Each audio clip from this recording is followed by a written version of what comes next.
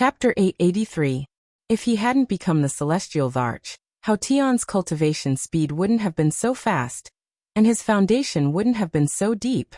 It could be said that if Hao Tian could break through now, he would be at least at the fourth heaven of chaotic primordial chaos stage, or even higher. Similarly, if he hadn't become the celestial Varch, with his aptitude, he would have already become chaotic primordial Daoyuo Jingxian.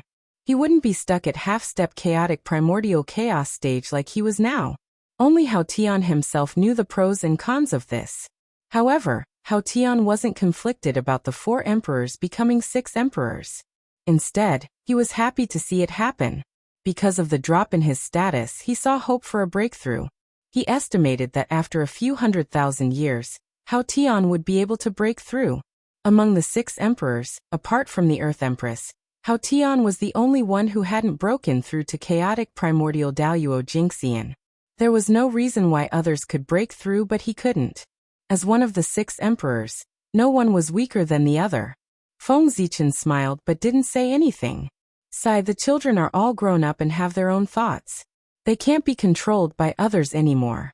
Beside the Yellow River, Dao ancestor Hongjun, who had transformed into Grand Supreme Elderly Lord, quietly observed the changes in the 3 realms for a while. Then he suddenly mounted his azure ox and led his disciple toward the west. In a few days, the Dao ancestor arrived at Hangu Pass on his azure ox. This was the border of the Central Divine Province, and also the border between it and the Aparagodania state. It could be said that after leaving Hangu Pass, they would arrive at the Aparagodania state after another few million kilometers. Since Hangu Pass was located at the border between the 2 states, its geographical location was extremely important. The human race naturally arranged for a large number of soldiers to guard this place.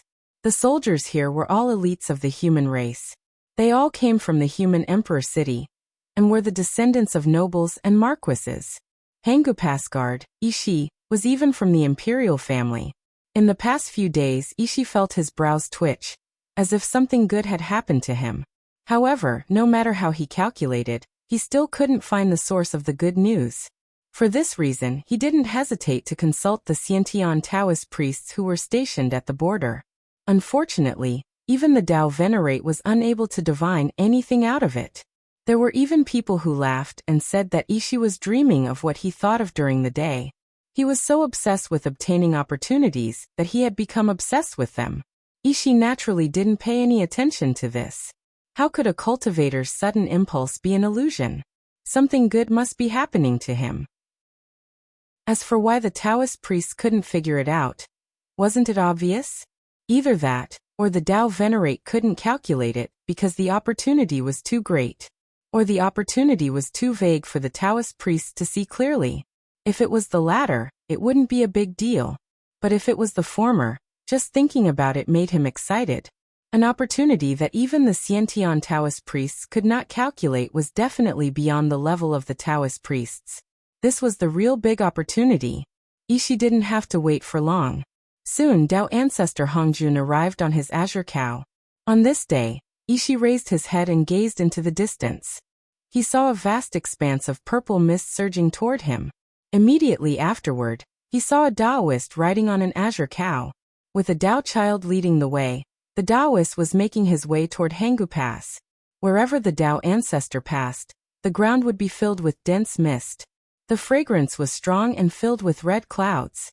Seeing this, Ishi couldn't help but blurt out, "A sage has arrived at Hangu Pass." After saying this, Ishi seemed to have realized something and ran out of Hangu Pass. He quickly walked toward Dao ancestor Hongjun and bowed like a disciple. "I am Ishi, the commander of Hangu Pass.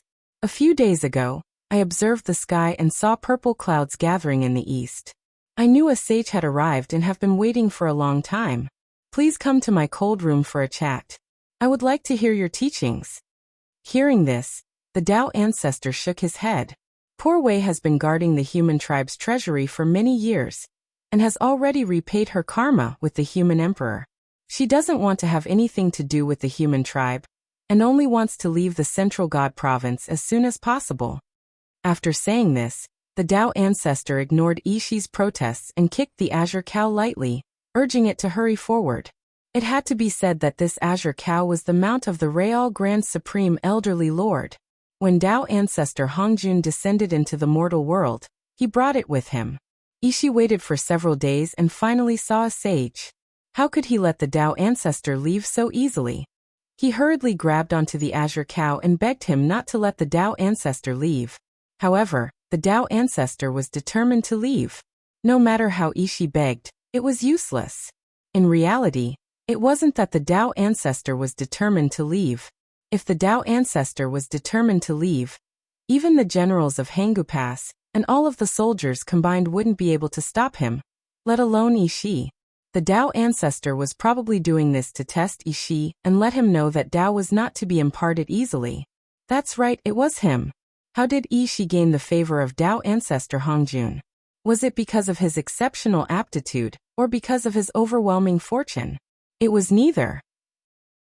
It was because he was the reincarnation of Taoist Wenshi, one of the 3,000 guests of the Purple Cloud Palace. As such, Tao ancestor Hongjun held him in high regard. If it weren't for this, Tao ancestor Hongjun wouldn't have come all the way to Hangu Pass. He had come here specifically to enlighten Ishi. Speaking of Ishi's original body, Taoist Wenshi was also an extraordinary person. His method of attaining Tao was different from others. He didn't plan on attaining Tao through discussion.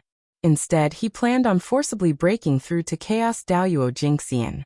To achieve this, he decided to reincarnate and cultivate again. He planned to cultivate his reincarnation to the same cultivation base as his original body. Then he would combine the Tao fruits of his two lives and forcibly break through to Chaos Daoyuo Jingxian. This was a very powerful plan. Attaining Chaos Primordial Stage through this method was indeed more powerful than other methods. It could be said that he was on the verge of attaining Tao through strength. However, this method was very difficult to attain, and it was likely that it would be difficult for him to attain two Tao fruits. However, this wasn't a problem for Taoist Wenshi. This was because Ishi wasn't his first incarnation. Instead, he was his second incarnation. Once Ishi matured, Taoist Wenshi would have 3 half-step Chaos Primordial Stage Tao fruits. When the 3 Tao fruits were combined, it wasn't impossible for him to break through to Chaos Primordial Stage. If 3 Tao fruits weren't enough, then Taoist Wenshi wouldn't panic. He could continue with the 4th Tao fruit. However, there was a huge flaw in this method. The more Tao fruits one cultivated, the more their strength would increase after successful fusion. However, at the same time, the more Tao fruits one cultivated, the more likely it was that the fusion would fail. If Taoist Wenshi could refine 9 Tao fruits and combine them, then Feng Zichen believed that after breaking through to Chaos Daoyuo Jingxian, Taoist Wenshi's cultivation base would be at least at the 7th heaven of Chaos Primordial Stage. However, the difficulty of fusing 9 Tao fruits could be said to be beyond imagination. If he succeeded, then it wouldn't be an exaggeration to say that he would soar to the heavens. However, if he failed, then Taoist Wenshi would probably die. His cultivation base wouldn't be crippled, but his countless years of hard work would probably all be for naught. If he wanted to return to his peak cultivation base, then he would probably have to start all over again. The benefits of success were obvious, but the consequences of failure were also obvious. Tao ancestor Hongjun was worried that Taoist Wenshi would fail, so he personally came to Hangu Pass to lend him a hand. As soon as he saw Tao ancestor Hongjun, Ishi knew that the astonishing opportunity he had sensed a few days ago should be on the sage standing before him. This was why Ishi wanted to keep Tao ancestor Hongjun at all costs. This was his astonishing opportunity, so how could he let it go? If he missed this opportunity, then it would be difficult for him to encounter it again. Tao ancestor Hongjun was determined to leave, and no matter how Ishi tried to persuade him, he wouldn't budge in the slightest. In the end, Ishi had no choice but to say helplessly, "Since the sage is going to retire, why don't you leave behind some holy words? That way, you won't have wasted your time in this world." Ishi thought that since he couldn't keep Tao ancestor Hongjun, then no matter what, he had to make Tao ancestor Hongjun leave behind something. Otherwise, wouldn't he have met Tao ancestor Hongjun for nothing? Hearing this, Tao ancestor Hongjun said in displeasure, "The poor Wei has already said that the karma between me and the human emperor has already been severed, and I don't want to have any further contact with the human race.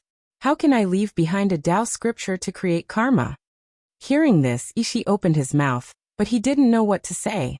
There was a dazed expression on his face. Since Tao ancestor Hongjun had already said this, it was clear that he was very determined. He really didn't want to have any contact with the human race, and he definitely didn't want to leave anything behind for the human race. Tao ancestor Hongjun lightly tapped the bull's head with his horsetail whisk. "Little bull, let's go." The azure bull stood up and slowly walked forward with Tao ancestor Hongjun on its back. Meanwhile, the little Taoist child Tao ancestor Hongyun had transformed into led the azure bull in front.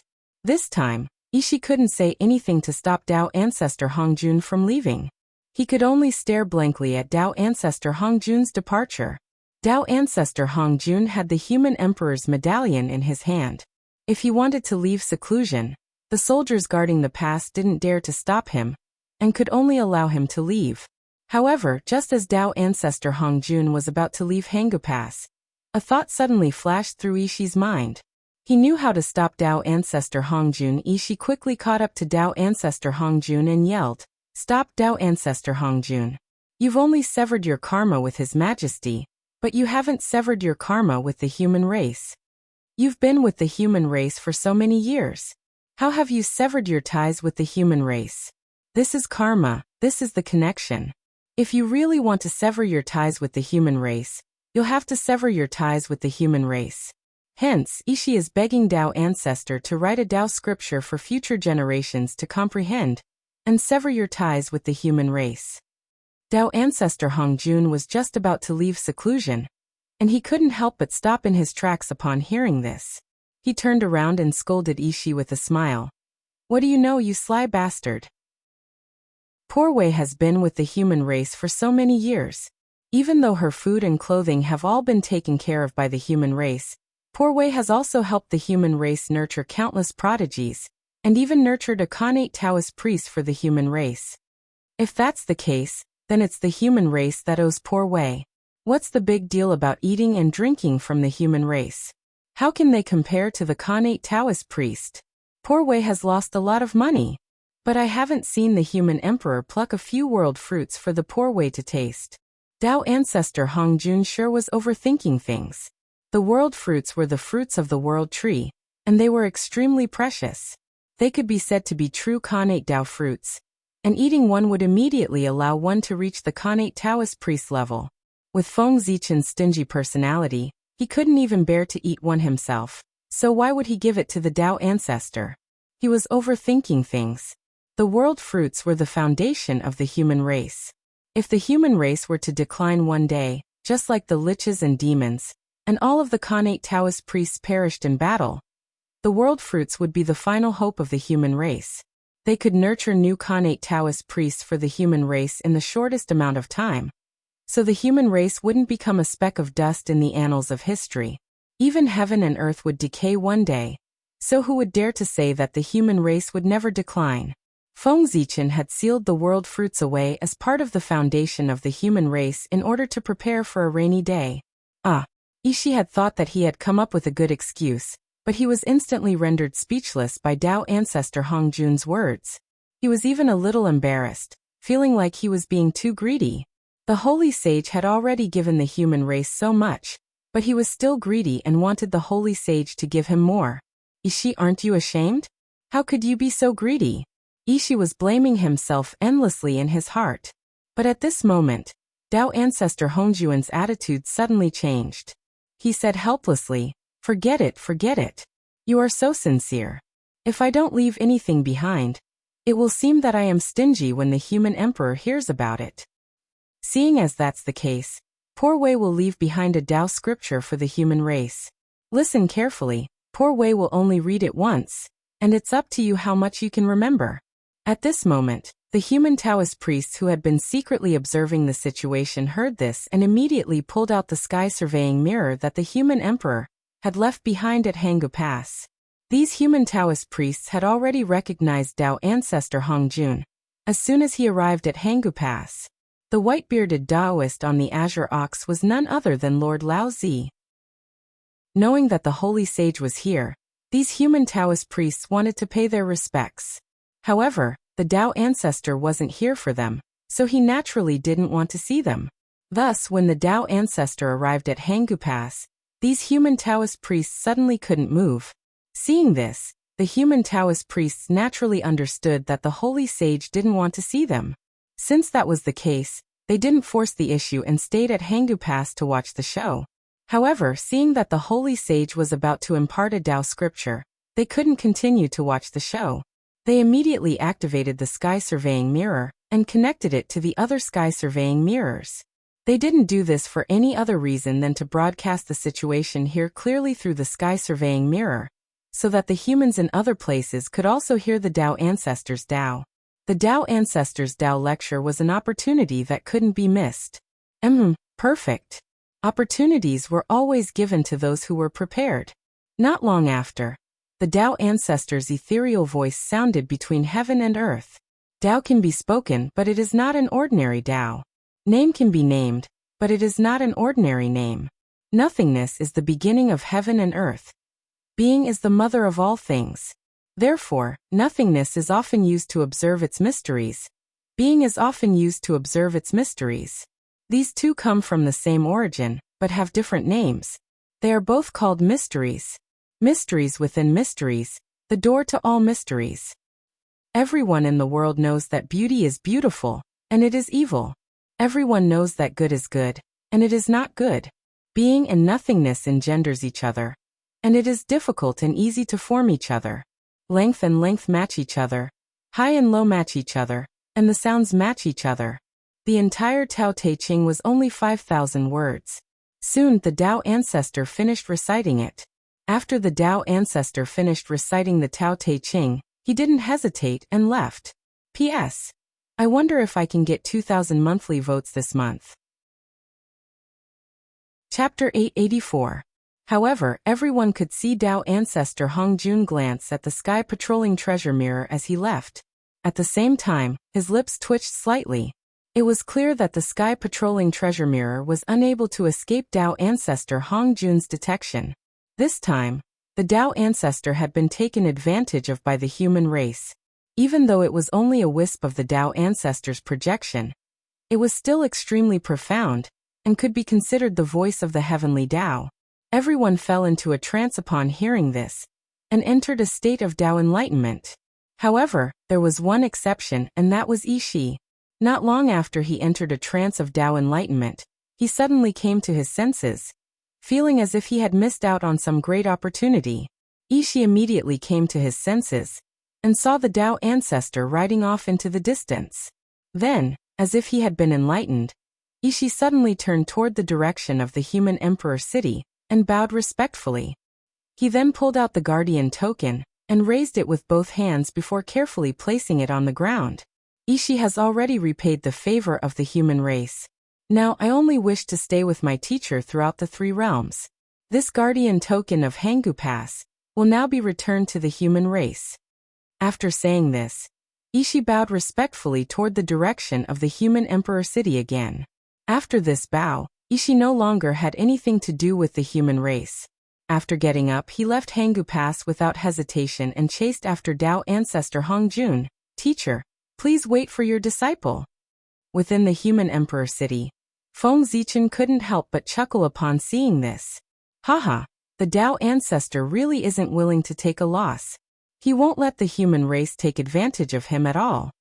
The Tao ancestor would have passed down the Tao ancestor regardless of whether Yi asked for it or not. However, if Yi didn't ask for it, then when the Tao ancestor would pass down, the Tao ancestor would have to depend on his mood. It could be 10 years later, or 100 years later, or even 10,000 years later. In any case, if Yi didn't ask for it, Tao ancestor Hong Jun definitely wouldn't have passed down the Tao ancestor so easily.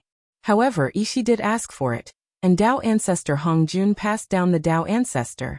As such, Yi had made a great contribution to the human race. The Tao De Sutra contained all of the principles of this world. This was a true sage's book, and could be considered a priceless treasure. Yi had indeed made a great contribution by obtaining this book. As for Yi, he was the reincarnation of the powerful Taoist priest Wen Shi. He had reincarnated into the human race, thereby forming a massive karma with the human race. It would not be easy to settle this matter. However, with Tao ancestor Hongjun's actions, Ishi had made a huge contribution to the human race. After accomplishing this, Ishi didn't ask for any rewards. Instead, he directly severed his karma with the human race and left the human race, thereby foiling Feng Zichen's plan. Feng Zichen was thinking of using the karma of this reincarnation as the foundation to deepen the connection between Taoist Wenshi and the humankind, and then tie this great master to the humankind. Unfortunately, his plan had just begun when it was ruined by the Tao ancestor. However, the human race didn't lose out either. Exchanging a person that they couldn't keep in the first place for an unmatched ancient record, it could still be considered a profit. After leaving Hangu Pass, Tao ancestor Hongjun didn't head directly to the Aparagodania state. Instead, he led Ishi around the three realms. There was no rush to go to the Aparagodania state. The most important thing now was to nurture Taoist Wenshi as soon as possible, so that he could reach the level of chaotic primordial Daluo Jingxian. After the Tao ancestor left, the powerful figures of the 100 families lost their suppression and started to fight with others. As a result, it seemed to have triggered a chain reaction, causing the battle between the 100 families to become more and more intense. The various schools of thought also fell into chaos. The entire Central God Province was in chaos. Just as the situation in the Central God Province became more and more intense, in the distant Hongmeng of the ancient Barons continent, Feng Zichen's reincarnated body also fell into trouble. In order to express his ambition, Feng Zichen directly named his reincarnated body Hongmeng. Hongmeng. This was Feng Zichen's highest pursuit. Using this name also represented Feng Zichen's determination. As for what trouble Hongmeng encountered, it was because he was careless and was tricked by someone. The person who tricked him was called the Ancient Barons. The land under Hongmeng's feet was called the Ancient Barons continent, and the person who tricked him was also called the Ancient Barons. Needless to say, the two were indeed related. This person called the Ancient Barons was also a bold person. He took advantage of the living beings here for being ignorant, and directly called himself the god of creation, the creator of this world. Therefore, this world was called the Ancient Barons. Since he dared to impersonate the god of creation, this Ancient Baron still had some skills. He had the cultivation of the Xiantian Taoist priests. Such strength might not be ranked in the three realms, but in the Ancient Barons continent, it was enough to dominate the world. It was precisely because the Ancient Barons was too powerful that the living beings here believed whatever he said without the slightest doubt. Those who dared to doubt him were all dead. Naturally, no one doubted him anymore. However, although the Ancient Barons continent was remote, it was still within the three realms, and was under the control of the heavenly axiom. The Ancient Barons dared to impersonate the Pangu and call himself the god of creation, the creator of this world. How could the heavenly axiom tolerate him? Not long after, the Ancient Barons was punished by the heavenly axiom. He was bombarded by the heavenly axiom's light of calamity for 3 days and 3 nights. His true spirit collapsed and he died. However, although the Ancient Baron's innate true spirit was shattered, his physical body was unexpectedly preserved. It fell from the sky and turned into the huge Fallen Dragon mountain range. Yes, that's right. It was the Fallen Dragon mountain range, the place where Hongmeng was born. The Ancient Barons was a dragon and called himself the Ancient Baron's ancestor dragon. The dragon aura that Hongmeng sensed in the Fallen Dragon mountain range was emitted by the Ancient Barons. The Ancient Barons was the Xiantian Taoist priests. His physical body was the Xiantian celestial demon body. Even the heavenly axiom's light of calamity couldn't break his body. He had already reached the immortal realm. Time naturally couldn't erode his body.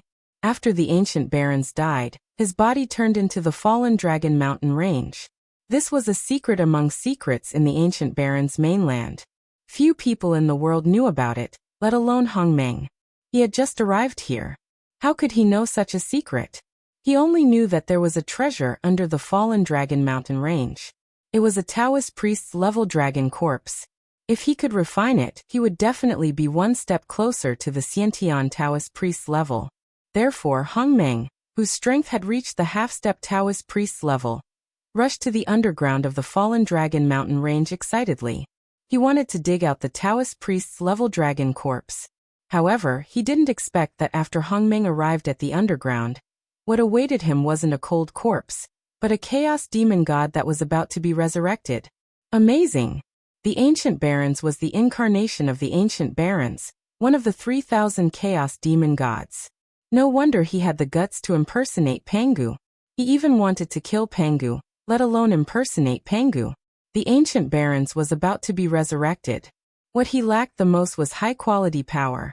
Then Hongmeng, who was full of Hongmeng's aura, rushed over excitedly and took the initiative to deliver himself to the Ancient Barons.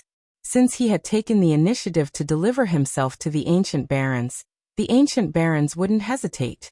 He immediately grabbed Hongmeng and wanted to devour him so that he could be resurrected completely. Hongmeng's incarnation was Feng Zichen's Taoist body. It was extremely important and couldn't be lost. Hongmeng naturally wouldn't allow himself to be devoured by the chaos demon god. He immediately resisted with all his might. Fortunately, the Ancient Barons hadn't been completely resurrected. Although he was stronger than Hongmeng, he wasn't much stronger. He couldn't take down Hongmeng in a short time. In addition, Hongmeng had a helper. The Ancient Barons had a harder time dealing with him. Hongmeng's helper was Dijun. This time, Hongmeng wasn't the only one who took the initiative to deliver himself to the Ancient Barons. Dijun was also the unlucky one. He also knew that there were precious treasures under the fallen dragon mountain range. Therefore, he came here to try his luck. Then, just like Hongmeng, he became the Ancient Baron's hunting target. With Dijun as his helper, Feng Zichen had a much easier time dealing with the Ancient Barons. Those who knew would think that he was in deep danger. Those who didn't know would think that he was here to sightsee. With his original body as his backing, Feng Zichen naturally wasn't afraid of the Ancient Barons. It could even be said that if he wanted to, he could easily kill the Ancient Barons in front of him. However, just like he had his original body, so did the Ancient Barons. Moreover, the Ancient Baron's original body was stronger than Feng Zichen's original body. This was because the Ancient Baron's original body wasn't a member of the group of crippled chaos demon gods in the realm C. His original body came from the outer realm chaos. He was the greatest threat in the Eldritch world. He was one of the chaos demon gods that Pangu hadn't killed. What was a big fish? This was a big fish that Feng Zichen couldn't afford to offend. This was the Eldritch world. Most of the Ancient Baron's power couldn't reach here. If it was the outer realm chaos, even Feng Zichen's original body, and all of his incarnations wouldn't be enough to kill the Ancient Barons. It was precisely because he was afraid of the Ancient Baron's original body that Feng Zichen didn't summon his original body immediately. Instead, he relied on the power of his incarnation to fight the Ancient Baron's incarnation. After discovering the Ancient Baron's true identity, Feng Zichen had already made up his mind. Unless it was absolutely necessary, he definitely wouldn't use his incarnation. On the other side, Dijun didn't ask Tai Yi for help. He also recognized the Ancient Baron's identity. After all, when Dijun hadn't reached Dao, a chaos demon god had once attacked the Eldritch world from afar. Dijun remembered the appearance of that chaos demon god. It was exactly the same as the demon god that was about to eat him. These two old schemers were both curious about the Ancient Baron's purpose for coming here. Therefore, they didn't use their trump cards. Instead, they fought with the Ancient Barons so as not to alert the Ancient Barons. As for the Ancient Barons, they didn't know what he was afraid of. He also didn't use his trump cards. He only relied on the remaining power of his incarnation to fight with Feng Zichen and Dijun. The more the primordial demonic god behaved like this, the more curious Feng Zichen and Emperor Jun, the two cunning old men, became about his purpose in coming here, and became more difficult to deal with. The Ancient Baron's continent was located outside the 5 major continents. It was a nameless island located in an extremely remote area on the boundless ocean. Although its surface area was large, it appeared very small compared to the 5 major continents. Therefore, it was called an island. As everyone knew, the further one was from the 5 major continents, the thinner the spiritual energy. The Ancient Baron's continent was neither too far nor too close to the 5 major continents. It couldn't be considered a special place. It could only be said to be ordinary. If the ancient barons didn't descend, perhaps this place wouldn't even have a name. However, such an ordinary place attracted the ancient barons, a giant among the chaos demon gods, to descend. As such, this small island known as the Desolate Ancient Island became extraordinary. It should be known that the ancient barons was located in the great chaos outside the realm. There was a huge sky curtain between them and the Eldritch world. Therefore, if the ancient barons wanted to descend into the Eldritch world, he must pay an unimaginable price. He paid such a huge price just to come to the ancient barons' continent. Then, what was so special about this ordinary place that the ancient barons' demon god would go to such lengths? Feng Zichen and Dijun were very curious about this. Feng Zichen and Dijun would also believe that the ancient barons' demon god came here to set up the Eldritch world. But why did he choose the ancient barons' continent as a stronghold? Why didn't he choose another place? In fact, in order to occupy this continent, he didn't hesitate to use the name of Pengu. In short, for the ancient barons' continent to be chosen by the ancient barons' demon god, and be named after him, there must be something special about it. And this uniqueness was something that Feng Zichen and Dijun couldn't discover. There were only two situations that could cause this result. The first one was that there was nothing special about the ancient barons' continent. The reason why they thought it was strange was because they were overthinking it. The second one was that there was something special about the ancient barons' continent. It was hidden so deeply that Feng Zichen and Dijun couldn't see through it. The first one could be eliminated directly. Then it could only be the second one. Feng Zichen and Dijun couldn't discover it, but the ancient barons' demon god did. This was normal. After all, the ancient baron's demon god was a supreme expert whose strength was close to Pengu's. His realm was much higher than the two of them. It was normal for him to discover something that the two of them couldn't. Moreover, Feng Zichen and Dijun firmly believed that the ancient baron's continent was extraordinary. Besides the ancient baron's demon god, there was a more important reason. That was, the two of them appeared here at the same time. In the past, they didn't think much of it. But now that they thought about it, there were indeed many things wrong with the ancient baron's continent. Feng Zichen's providence was so huge that it could be said to be the best in the three realms. How could the place where he reincarnated be ordinary? Providence guided him here, which meant that there must be something special about this place. It was just that Feng Zichen couldn't discover it. Other than that, what showed that this place was extraordinary was that Dijun also came to this continent. Dijun reincarnated and recultivated. This wasn't strange. Dijun's reincarnation left the North Continent and went overseas to train. This wasn't strange either. However, the three realms were so big that it could be said to be boundless. How could it be so coincidental that Dijun also came to the ancient baron's continent and met Feng Zichen? The world was vast. It was too much of a coincidence for them to meet here. It was so coincidental that it was unbelievable. P.S. There are still 10 minutes left. Don't forget to vote. Chapter 885. If Feng Zichen was the only one here, it could be considered a coincidence. However, if Dijun was here as well, it could not be a coincidence. There must be something hidden here. Otherwise, it would not have attracted two supreme beings of heaven and earth at the same time. How could there be so many coincidences in this world? It was all destined. Roar! The primordial fiend celestial seemed to be annoyed. He roared into the sky and his strength doubled. The majestic dragon energy was like the sea, sweeping toward Feng Zichen and Dijun break. Feng Zichen reacted quickly. He stabbed the Hongmeng sword into the ground and formed a majestic sword seal around him to protect himself from the dragon energy. On the other side, Emperor Jun did not want to be outdone. A grand sun appeared outside his body, giving birth to endless mysteries.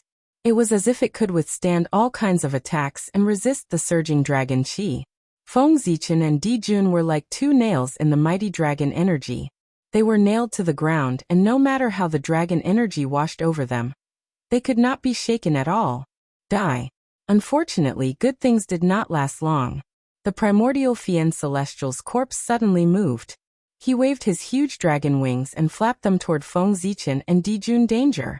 The moment the primordial fiend celestial flapped his dragon wings, Feng Zichen was alerted. Then he saw the wind and lightning between heaven and earth appear, surging towards him like they were covering the sky and earth. The primordial fiend celestial had 9 horns and 9 claws. He had a pair of wings, and when he flapped his wings, he had the power to control wind and thunder. Open. Knowing that the primordial fiend celestial was really angry and had started to use his trump card, Feng Zichen did not dare to hesitate. He immediately pulled out the divine sword that was stabbed into the ground and swung it. Whoosh! Dazzling sword light burst forth. It was boundless and evolved into the laws of heaven and earth, the sun, the moon, the stars, and the universe. This was the realm of the way of the sword, which was the opposite of the realm of the way of the sword. Compared to Feng Zichen's magnificent sword light, Dijun's divine ability appeared to be more simple and unadorned. It was an ordinary golden Dao seal, but when it was struck out with a dazzling golden light, it had the power to incinerate everything. 2 lowly worms dare to covet my physical body. You deserve to die. Amidst the furious roars, the mystic ability that Feng Zichen and Dijun had placed their hopes on was easily torn apart by the power of wind and thunder. Then it viciously struck the 2 of them and sent them flying. As expected of a legendary existence, just a strand of divine consciousness that has just awakened possesses such unimaginable power. How terrifying! Feng Zichen sighed as he got up from the ground. He wasn't bragging, but in the current situation, if he and Dijun joined forces, even the real Daoyuo Taoist priests would have to kneel before them. However, the primordial demon god was just a strand of divine consciousness that had yet to be completely resurrected. His strength was not even 1/10,000th of his peak strength. Even so, he was still able to suppress the 2 of them. Crackle! Crackle! Feng Zichen had just moved when a series of sparks suddenly erupted from his body. Crackle! Crackle! Crackle! His body, which had just stood up, fell back down again. On the other side, Dijun was facing a situation similar to Feng Zichen's. In Feng Zichen's body, there was an inextinguishable power of wind and thunder that continued to wreak havoc in his body, making it difficult for him to get up. What a high-level power! Is this the apocalyptic light that the heavenly Tao used to kill the primordial demon god? Who would have thought that after hundreds of thousands of years, not only was the apocalyptic light left in the primordial demon god's body unable to completely extinguish his life force, it was even refined and became a part of his strength. Feng Zichen sighed as he silently circulated the Hongmeng Taoist scripture. Instantly, his body vaporized and turned into a ball of Hongmeng qi. The power of wind and thunder intertwined within it, and flashed with dazzling lightning. All things originated from Hongmeng and returned to Hongmeng. The Hongmeng qi that Feng Zichen had turned into tumbled in the air for a moment before it refined the power of wind and thunder in his body, and returned to human form. Fortunately, this was the primordial wilderness, and the heavenly Tao suppressed it. No matter how strong the primordial demon god was, he could not exceed the heavenly Tao. Otherwise, if this power of wind and thunder was the power of the primordial demon god's true body, haha. Unless Feng Zichen directly used the power of Pangu to refine it, even if the power of wind and thunder could not kill him, it could still entangle him for tens of thousands of years. The greater the difference in cultivation level, the more the quality of one's magic power would change. For example, the power of the chaos element was far superior to the power of Daoyuo. The primordial demon god's power of primordial chaos was far superior to the power of the chaos element. This was the natural suppression of a higher power over a lower power. Just as Feng Zichen was breaking free from the influence of the power of wind and thunder, Dijun used some unknown method to refine the power of wind and thunder. It was also at this time that the primordial demonic god suddenly stopped. He opened his eyes wide and looked at the 2 of them. Oh, the Tao of Grand Mist and the Tao of Limitless. You 2 reptiles are quite interesting.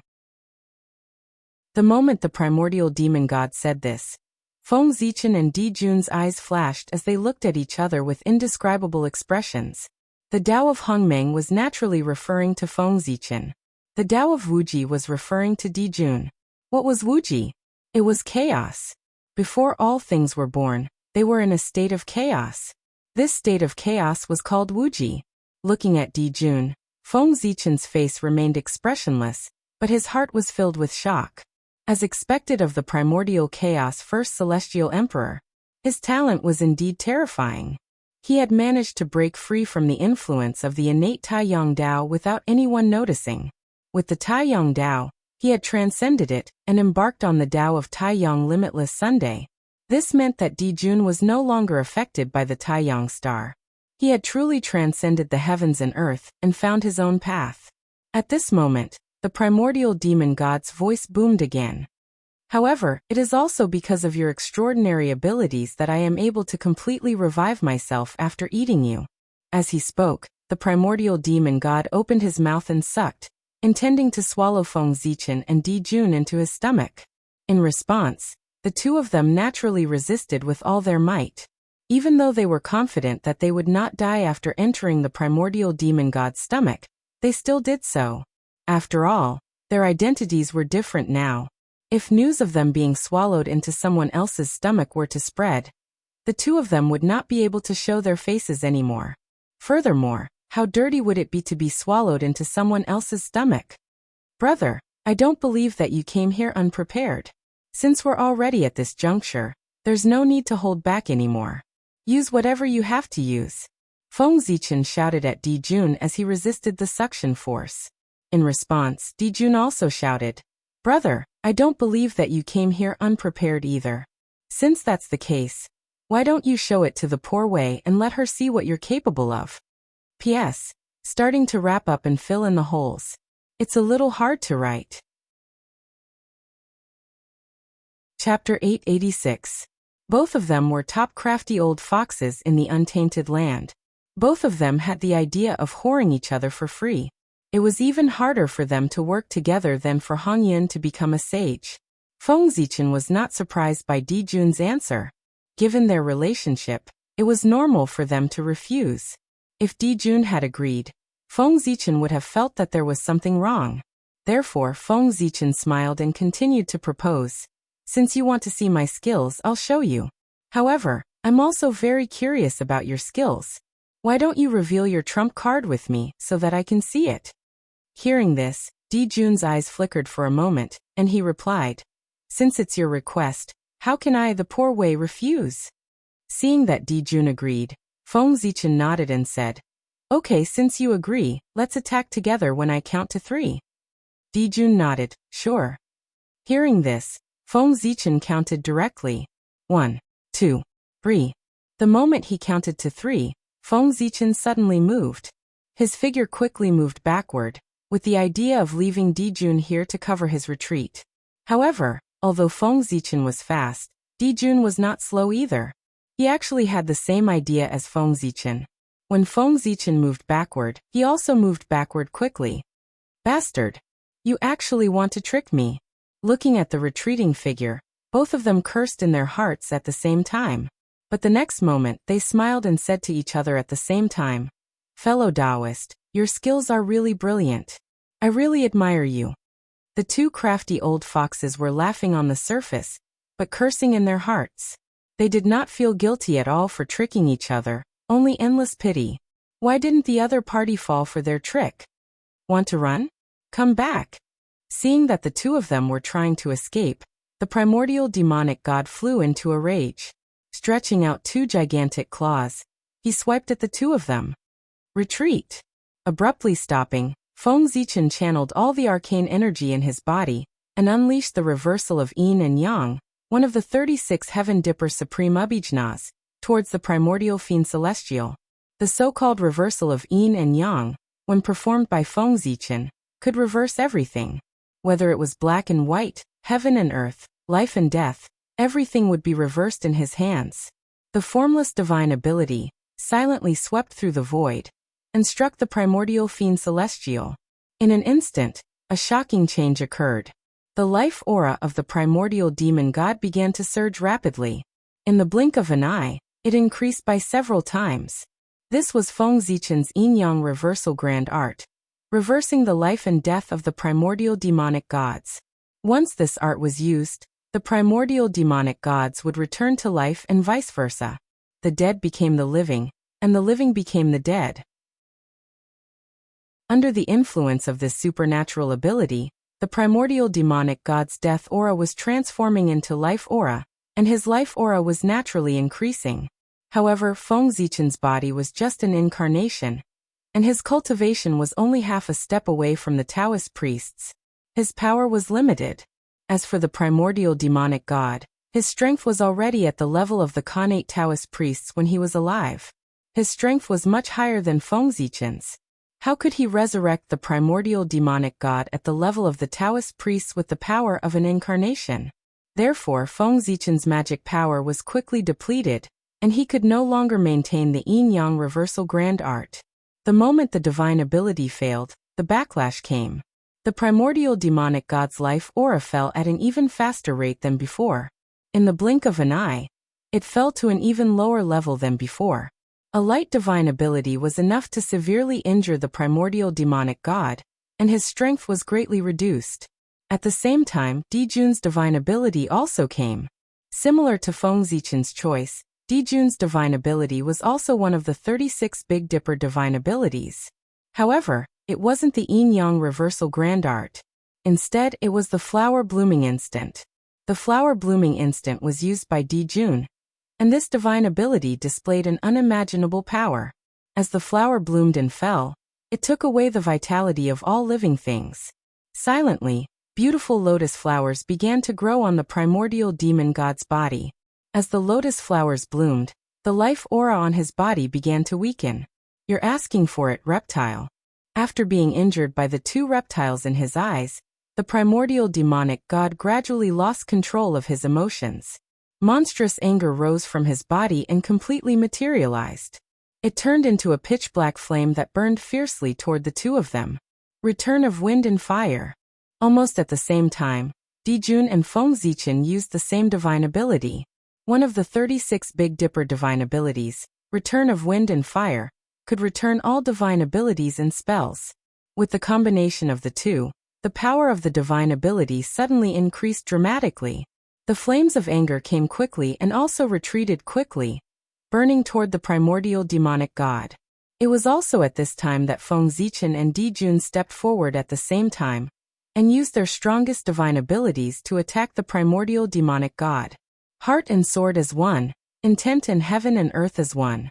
Feng Zichen and his sword as one, wrapped in the power of heaven and earth, turned into a purple sword light that streaked across the void like a shooting star, and slashed toward the primordial demonic god's forehead. At the same time, Dijun revealed his true form, and turned into a huge three-legged golden crow. Like the sun, he crashed toward the primordial demonic god. Bang! The sword light that Feng Zichen turned into accurately hit the primordial demonic god's forehead. The sword intent sank into the primordial demonic god's forehead, and almost penetrated it. Unfortunately, at this critical moment, the primordial demonic god's true spirit used a divine ability, and exploded with an unparalleled power that sent Feng Zichen flying. At the same time, the Hongming sword in Feng Zichen's hand that was carved from the heart of the iron tree was also shattered into several pieces.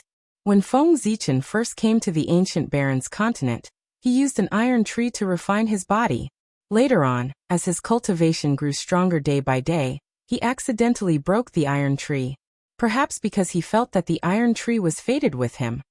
Feng Zichen used the core of the iron tree to carve a wooden sword, which was the Hongmeng sword in his hand. This wooden sword had been refined by him for many years, and had already undergone a qualitative change. It had turned from an ordinary iron tree into an acquired treasure, and showed signs of evolving into an innate spiritual treasure. The Qi of Hongmeng was just that extraordinary. It had the ability to turn stone into gold and turn ordinary objects into innate objects. It was beyond the comprehension of ordinary people. Screech! Dijun suddenly screeched. The 9 heavens appeared behind him and intertwined with all kinds of visions. There were celestial palaces, gods, and demons. It was a glorious era. Then the 9 heavens shattered, the celestial palaces collapsed, and gods and demons fell one after another. The curtain fell on a glorious era. Vast and boundless power swept toward the primordial demonic god. It was at this moment that Feng Zichen seized the opportunity to put away the fragments of the Hongmeng sword and fled without looking back. He left Dijun alone to face the primordial demonic god. Chapter 887. Ziwei, you bastard. Even with Dijun's temperament, he could not help but curse when he saw that Feng Zichen had abandoned him. After scolding Luo Yunyang, Dijun was faced with a real problem. Previously, he and Feng Zichen were no match for the primordial demon god, even when they joined forces. They could only barely hold their own. But now, Feng Zichen had abandoned him and left him to deal with the primordial demon god alone. How could he be a match for the overlord of the chaos demon gods? You little bastard, you tricked me. I will not let you off. Knowing that it was not the time to hesitate, Dijun cursed Feng Zichen again, and finally used his trump card. If he did not use his trump card, it would not be long before he became the primordial demon god's food. Not long after Feng Zichen left the underground, he felt that the entire Fallen Dragon mountain range suddenly shook violently as if there was a major earthquake. Many mountains collapsed and countless rocks were thrown into the air. The ground cracked and huge fissures appeared one after another. There were also places where the ground caved in. Large patches of trees and beasts sank into the ground. Such a commotion naturally alarmed the beasts that lived in the Fallen Dragon mountain range. They howled in horror, and then ran out of the Fallen Dragon mountain range recklessly. An unprecedented beast tide broke out. After Feng Zichen left the underground, he found a random place to hide and stared at the ground, waiting for Dijun to appear. Needless to say, the sudden change in the Fallen Dragon mountain range must have something to do with Dijun. He must have used his trump card and intended to fight the primordial demon god to the death. If there were no accidents, this battle would definitely end with Dijun's defeat and his escape. It wasn't that Dijun didn't have enough trump cards, but Feng Zichen was outside. Dijun definitely wouldn't reveal all his trump cards. If Dijun used all his trump cards and fought the primordial fiend Celestial until both sides suffered heavy losses, wouldn't that give Feng Zichen an opportunity to take advantage of the situation? With Dijun's intelligence, how could he do such an unwise thing? He would rather destroy this opportunity than give it to Feng Zichen. If I can't have it, I'd rather destroy it than let anyone else have it. There was no doubt that Dijun was the same as Feng Zichen. They were both people with such personalities. Therefore, Feng Zichen was certain that Dijun would not fight to the death with the primordial demonic god. Instead, he would reveal some of his trump cards to fight for a chance to escape. It was because of this idea that Feng Zichen had set up an ambush here after leaving the underground. He wanted to wait for Dijun to come out so that he could give him a good beating. Even if Dijun used his trump cards, it was impossible for him to come out unscathed against the primordial demon god. His condition would definitely be affected. And this was Feng Zichen's opportunity. He didn't want to kill Dijun. He only wanted to make him temporarily lose his ability to fight, so that he wouldn't be able to participate in this operation against the primordial demon god. After all, he couldn't leave Dijun alive. If Dijun was in perfect condition, even if Feng Zichen had the confidence to deal with the primordial demon god, he wouldn't dare to make a move. Just as Dijun was worried that Feng Zichen would take advantage of the situation, Feng Zichen was also worried that Dijun would come and take advantage of the situation after he killed the primordial demon god. It could be said that as long as Dijun was still alive, Feng Zichen wouldn't dare to make a move against the primordial demon god.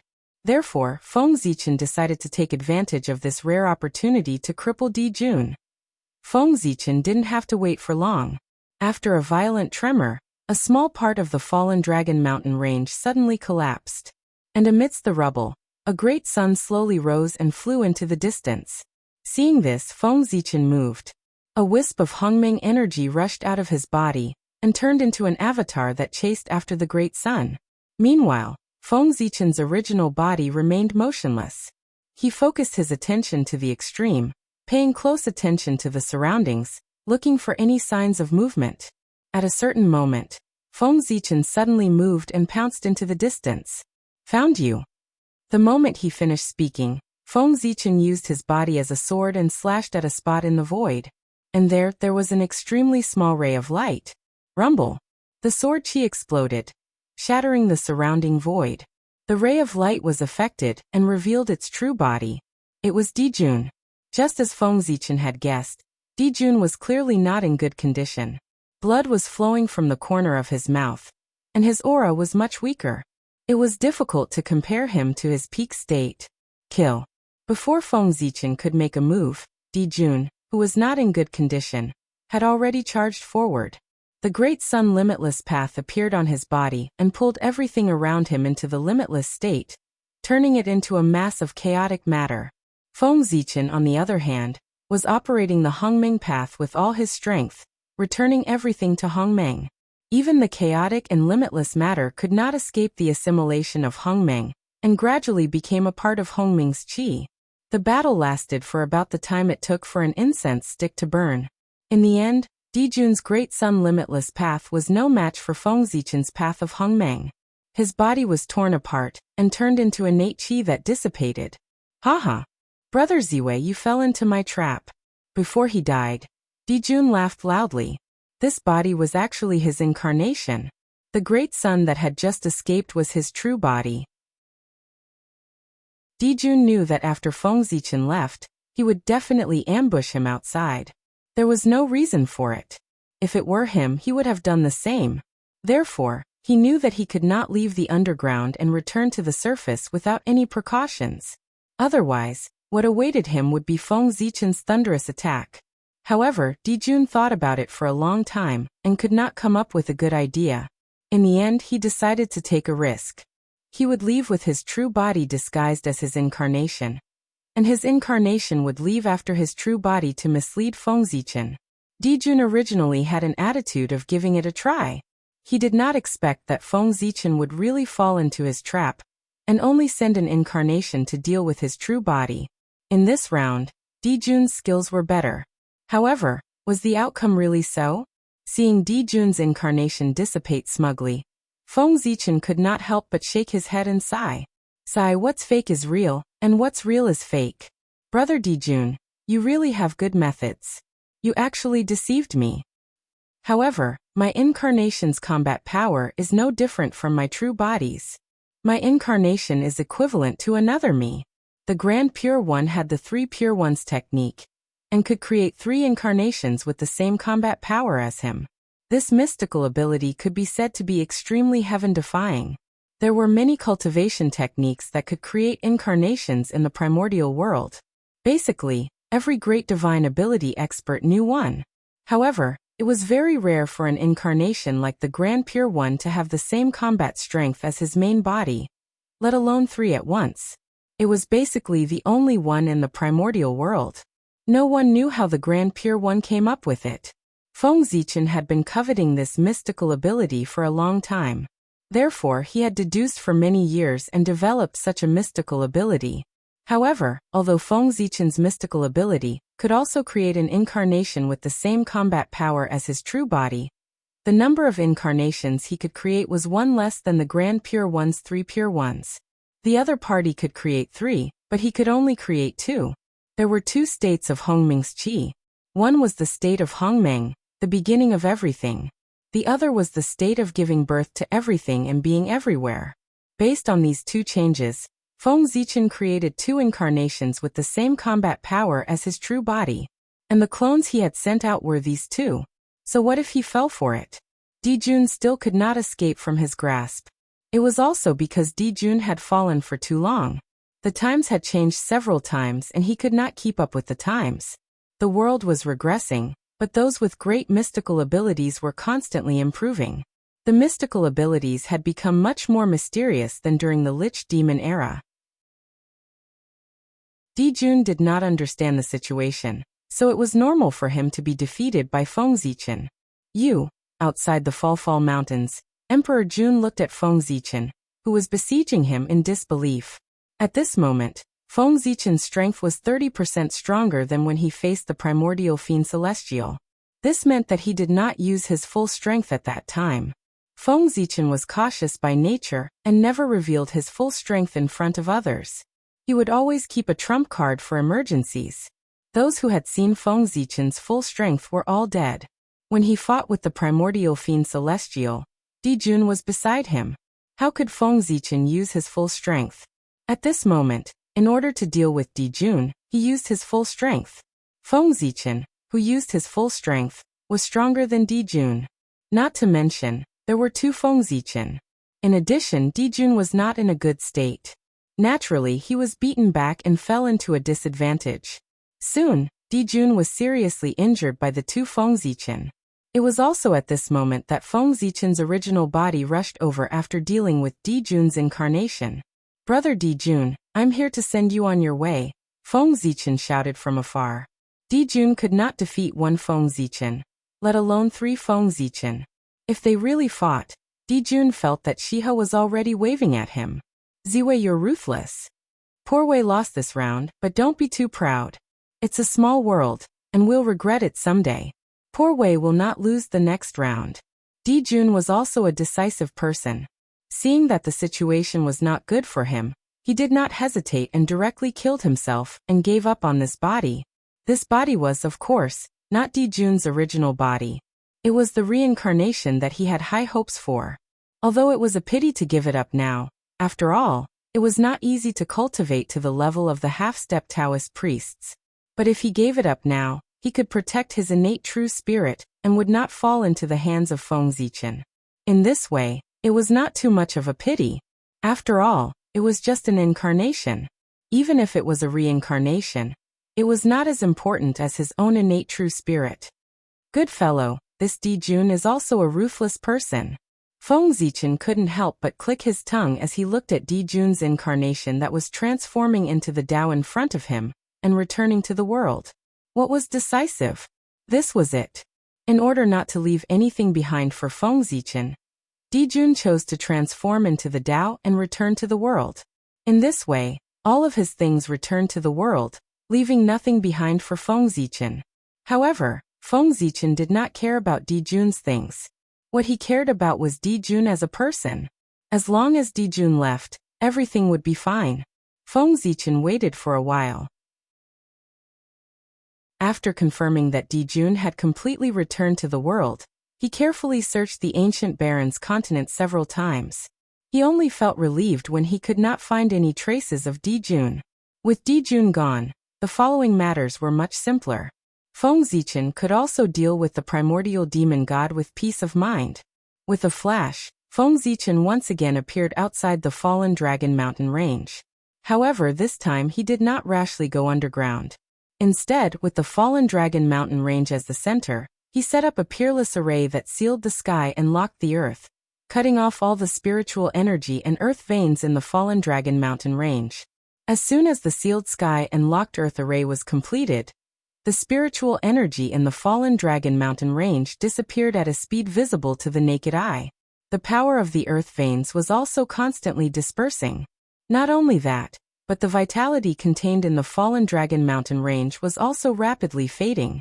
It did not take long for the huge fallen dragon mountain range, which used to be the top cultivation treasure of the ancient Baron's continent, to be completely abandoned.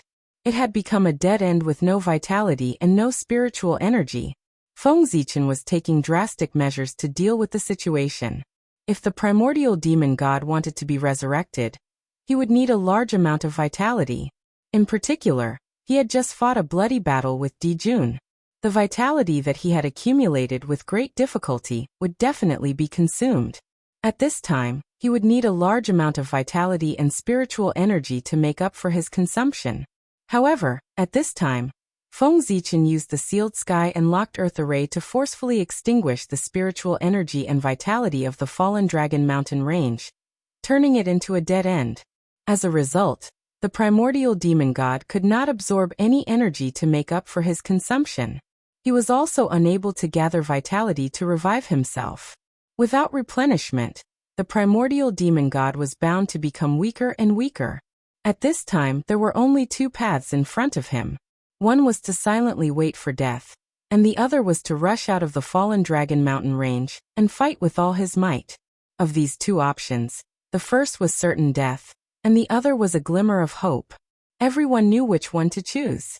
The primordial demon god would naturally choose the second option, which was to rush out of the fallen dragon mountain range and fight to the death. As for Fengzichen, he was waiting for the primordial demon god to come out. "Your Majesty, the experts on our side have all gathered. We await your Majesty's orders on what to do next." Outside the fallen dragon mountain range, countless experts gathered towards Feng Zichen. All these years, Feng Zichen did not waste his time in the ancient baron's mainland. He relied on his powerful charisma, unparalleled strength, knowledge that far exceeded the common people, and noble character. Soon, Feng Zichen unified the human race and established a country that integrated political power. When the human dynasty was established, the fate of the human race condensed and turned into the golden dragon of luck. This allowed the ruler of the dynasty to control the dragon energy of the people Tao, which was the supreme power. As a result, the human race's strength increased greatly and began to enter the stage of conquering the other races and dominating the ancient baron's mainland. Chapter 888. If it weren't for Di Jun's interference, Feng Zichen would have unified the ancient baron's mainland long ago. He would have absorbed the fate energy of this land and obtained power comparable to the innate Taoist priests. Unfortunately, just as Feng Zichen consolidated the forces of the human race, Di Jun had already become the ruler of the demon race. After that, the human race attacked the myriad races in an attempt to seize the right to rule the ancient baron's mainland. Di Jun led the myriad races experts to resist desperately, giving Feng Zichen a hard time. However, things were good now. Di Jun was forced to die by Feng Zichen. The fate energy that belonged to him was now slowly transferring to Feng Zichen. It wouldn't be long before Feng Zichen could absorb the fate energy of the ancient baron's mainland and obtain power comparable to the innate Taoist priests. By then, the primordial demon god would no longer be a threat. Pass down my order. Draw the power of the ancient baron's mainland's ley line at all costs and gather it all at the fallen dragon mountain range. Looking at the experts beside him, Feng Zichen ordered. He wanted to use the ley line's power to set up a formation and evolve the projection of Mount Buzhou to kill the primordial demon god. To be honest, the primordial demon god's realm was much higher than Feng Zichen's. It was so high that even if Feng Zichen could destroy the primordial demon god's incarnation, he couldn't be sure if he had really killed him. After all, the primordial demon god's understanding of the great Tao was far higher than Feng Zichen's. Feng Zichen might not be able to see through his methods. However, the primordial demon god had to be killed. For this reason, Feng Zichen thought about it and decided to borrow Penge's power to kill the primordial demon god. He might not be able to kill the primordial demon god with his strength, but Penge definitely could. It just so happened that Feng Zichen had a divine ability called the Buzhou Dao Seal. Once he mastered it, he could condense a projection of Mount Buzhou that could suppress all forces. However, no matter how powerful this divine skill was, Feng Zichen's incarnation as a half-step Taoist priest might not be able to exert much of its power to kill the primordial demon god. Therefore, Feng Zichen decided to first draw in all the power of the ley lines in the ancient baron's mainland. Then, he would use the power of the ley lines to cast the Buzhou seal to suppress the ancient demon celestial. The power of the earth veins in the entire ancient baron's mainland was more than enough to suppress an innate Taoist priest. Combined with the ethereal Dao seal, even a quasi-sage would have a hard time escaping. It was more than enough to suppress the primordial demon god. After waiting for a few more days, Feng Zichen's subordinates finally drew in all the ley lines in the ancient baron's mainland. At the same time, the providence that had gathered on Di Jun had been transferred to Feng Zichen.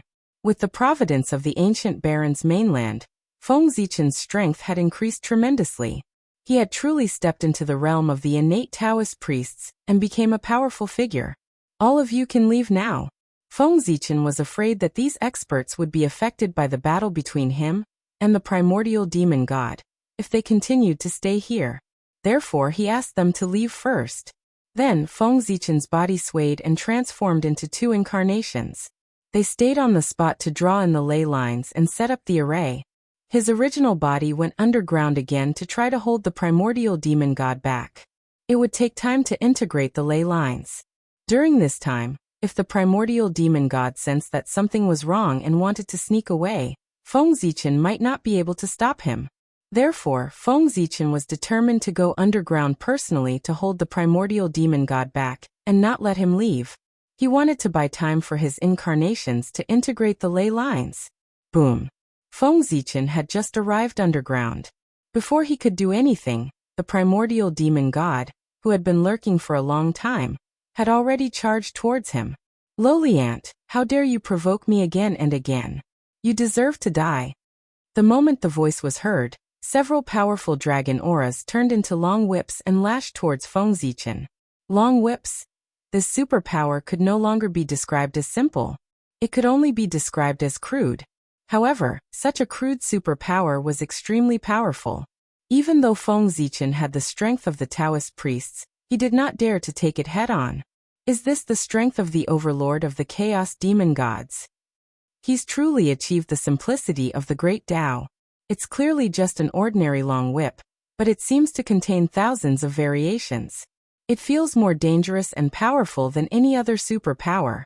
Feng Zichen sighed as he dodged the superpower. However, after dodging a few times, the long whip seemed to have locked onto Feng Zichen. No matter how he dodged, he could not escape. Wisps of Hongmeng aura fell and formed a purple Dao bell around Feng Zichen. The long whip struck the Dao bell with a loud clang, but it did not break through Feng Zichen's defense. However, in the next moment, even more whips lashed out, striking the purple Dao bell one after another. Clang, clang, clang. Very soon, tiny cracks appeared on Dao bell's body, and they continued to expand. Seeing this, Feng Zichen made a prompt decision and detonated the purple Dao bell. In an instant, boundless Yuan Meng Qi surged out and violently collided with the long whip that was swinging over. Both were destroyed at the same time. At the same time, Feng Zichen's figure flashed, and the Hongmeng sword that had already been reassembled appeared in his hand. He arrived in front of the primordial demon god, and viciously pierced the space between his eyebrows. There was a sword mark in the space between the primordial demon god's eyebrows. It was left by Feng Zichen. The primordial demon god was still in a state of death. In other words, before he was resurrected, the injuries on his body would not be healed.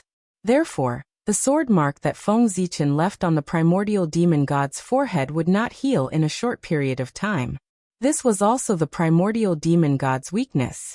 An even stronger sword light than before shot out from Feng Zichen's hand, and pierced towards the sword mark in the space between the primordial demon god's eyebrows. At this time the primordial demon god roared. "Ant, how dare you!"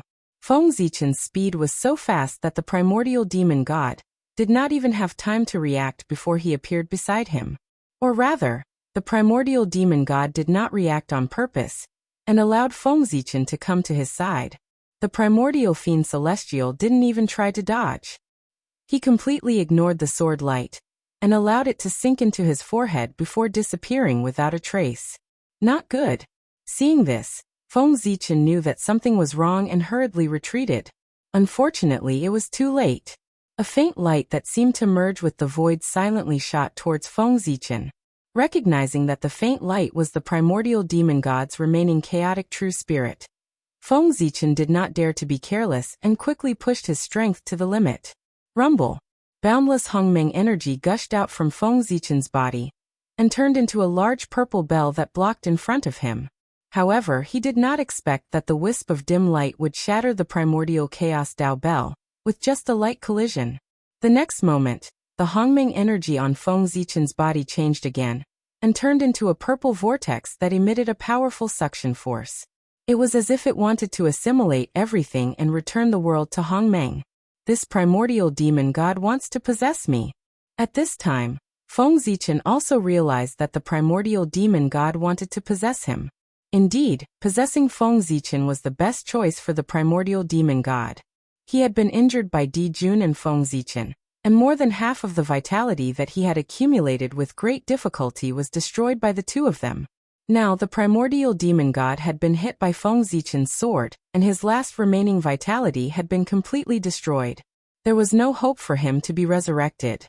Therefore, the primordial demon god's vitality had been destroyed, and there was no hope for him to be resurrected.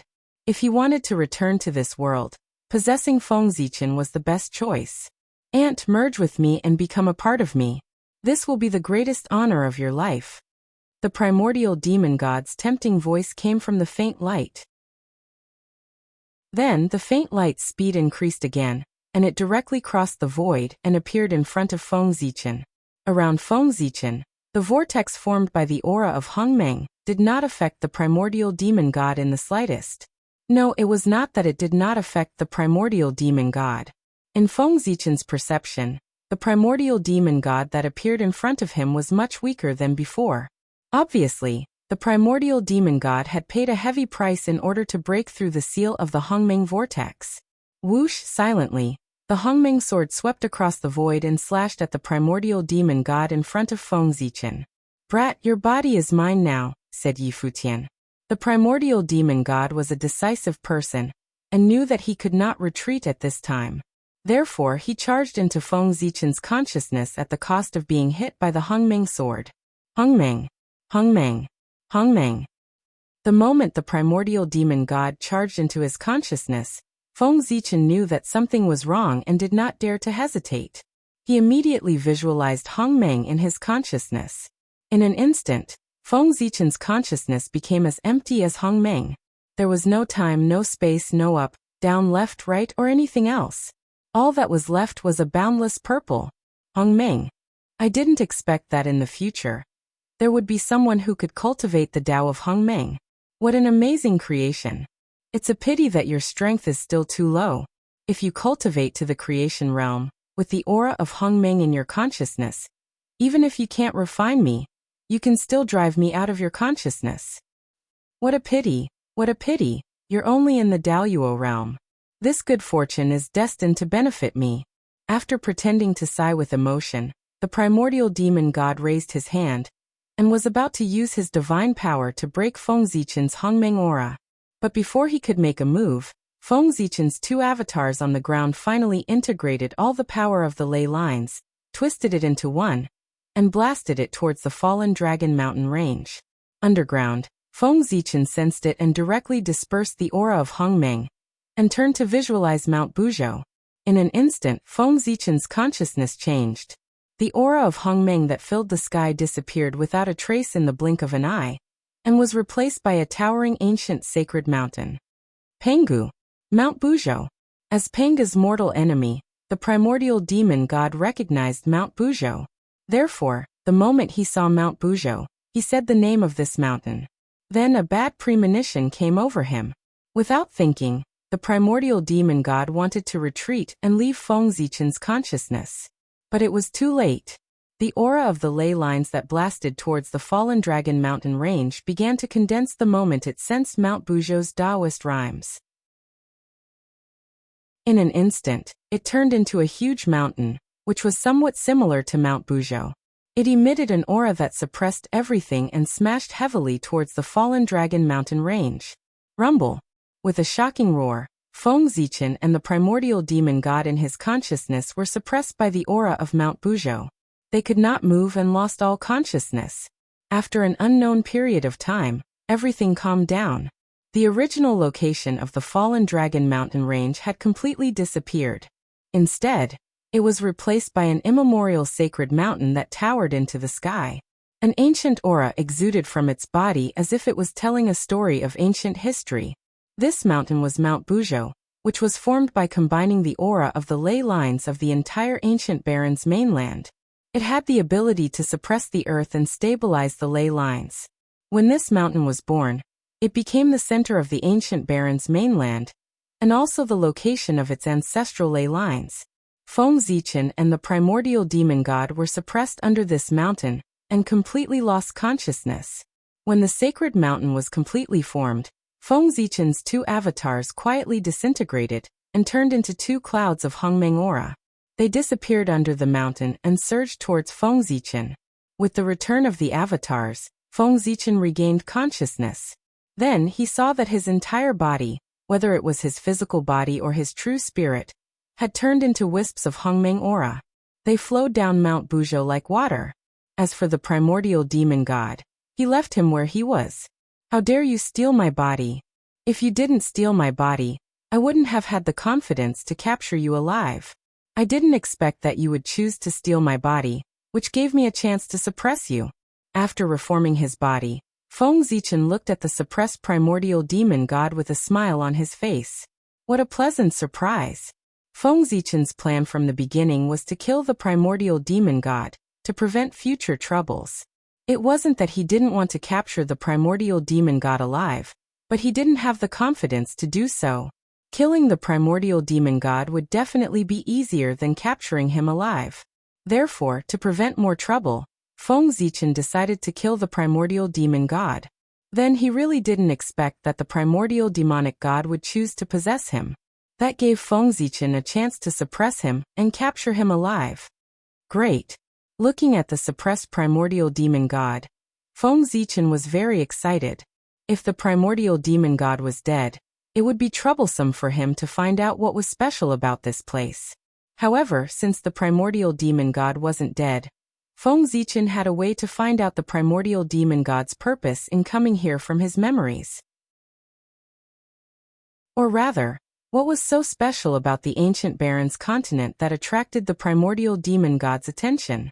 Not in a hurry to find out the primordial demon god's secret, Feng Zichen retracted his gaze and looked at the primordial demon god's physical body. P.S. What an unlucky day. My pants are useless and I lost $70. Chapter 889. With the blessing of luck, Feng Zichen's strength was comparable to the Khanate Taoist priests. But in fact his realm was still that of a half-step Taoist priests. But soon, that would no longer be the case. As long as he refined the body of the primordial demon god, Feng Zichen would be able to prove his Tao and achieve the realm of the Daoyuo Taoist priests. Thinking of this, Feng Zichen no longer hesitated. Hongmeng Qi surged out from his body and condensed into a giant purple cauldron. It swallowed the primordial demon god's body and slowly refined it. In a flash, 10 years had passed. On this day, the giant purple cauldron in front of Feng Zichen suddenly exploded and turned back into Hongmeng Qi. It flowed back into his body. However, this Hongmeng Qi was stronger than before in terms of quantity and quality. The primordial demon god's body had been assimilated by this Hongmeng Qi, so its quality was better. It became the resource for Feng Zichen to advance to the Khanate Taoist priests. Rumble. As the Hongmeng Qi flowed back, Feng Zichen's aura skyrocketed at a speed visible to the naked eye. It didn't take long for him to break through the boundary of the Tao Lord level and reach the level of the Taoist priests. Because it was a recultivation, Feng Zichen didn't need to transcend the long river of fate. He only needed to reach a certain realm, and he could naturally break through. As for the 3 tribulations of Tao affirmation, they didn't exist. Other than Feng Zichen, no one had heard of anyone cultivating the Tao of Hongmeng. Naturally, there was no tribulations of Tao affirmation. Boom! An extremely powerful aura suddenly erupted from Feng Zichen's body. In an instant, it swept across the entire ancient Baron's continent. However, before the experts could find the source of this aura, Feng Zichen had already restrained all of his aura and became ordinary again. He had attained the Tao. Just like that, Feng Zichen became a Khanate Taoist priest. After becoming stronger, Feng Zichen finally had the confidence to find out the primordial demon god's purpose. Primordial demon god, let me see what your purpose is for coming to the ancient Baron's continent at all costs. As he spoke, Feng Zichen had already arrived in front of the primordial demon god and was ready to use a secret technique to spy on his secrets. At this moment, the primordial demonic celestial was suppressed by the Buzhou mountain formed by the power of the ancient Baron's mainland. He had completely lost his senses of the outside world. It could be said that no matter what Feng Zichen did, the primordial demon god couldn't sense. But in order to be safe, Feng Zichen first used the primordial qi to weaken the primordial Fian celestial's true spirit until it was as thin as a gossamer. Only then did Feng Zichen appear. In front of the primordial demon god's true spirit, Feng Zichen formed a seal with his hands.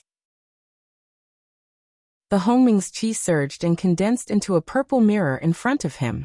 This was the Hongmeng treasure mirror, Feng Zichen's self-created superpower. The mirror's light was faint and traced back to the origin. It could reflect the past, present, and future. It could reflect everything in the world. Whoosh! The Hongmeng treasure mirror emitted a purple Tao light and slowly sank into the primordial demon god's true spirit. Immediately, All of the primordial demon god's memories after he came to the three realms were clearly reflected and presented one by one in the Hongmeng treasure mirror. However, Feng Zichen looked at the primordial demon god's memories several times. He couldn't find his purpose in coming to the ancient Baron's continent. It was as if he had really entered this place by mistake. How is this possible? How can there be nothing? After looking at it a few more times, Feng Zichen still couldn't find anything. Good, very good. The ancient Baron's continent indeed has a huge secret. It's so big that even the primordial demon god has to be extremely cautious. He didn't dare to leave behind any memories related to this matter in his mind. Feng Zichen certainly didn't think that the primordial demon god had really entered this place by mistake. In that case, there was indeed no memory related to this matter in his memories. Then there was only one possibility left. To prevent the secret of the ancient Baron's continent from being leaked, the primordial demon god had personally killed this incarnation. Thus, the incarnation had memories of the ancient Baron's continent's secrets. However, the primordial demon god had suddenly descended into the untainted land and preached in the name of Pengu. Although he was killed by the heavenly Tao, he had attracted the attention of the heavenly Tao. Therefore, the heavenly Tao had secretly used some means to lure Feng Zichen and Di Jun here at the same time. It planned to use the two of them to investigate the primordial demon god's purpose in coming here. That's quite vigilant. Feng Zichen sighed as he retracted his supernatural power. The primordial demon god had his original body in the great chaos outside the realm. Therefore, even if the memory of this incarnation was destroyed, it didn't have any effect. As long as he could get in touch with the original body, he could restore the memory that was destroyed at any time.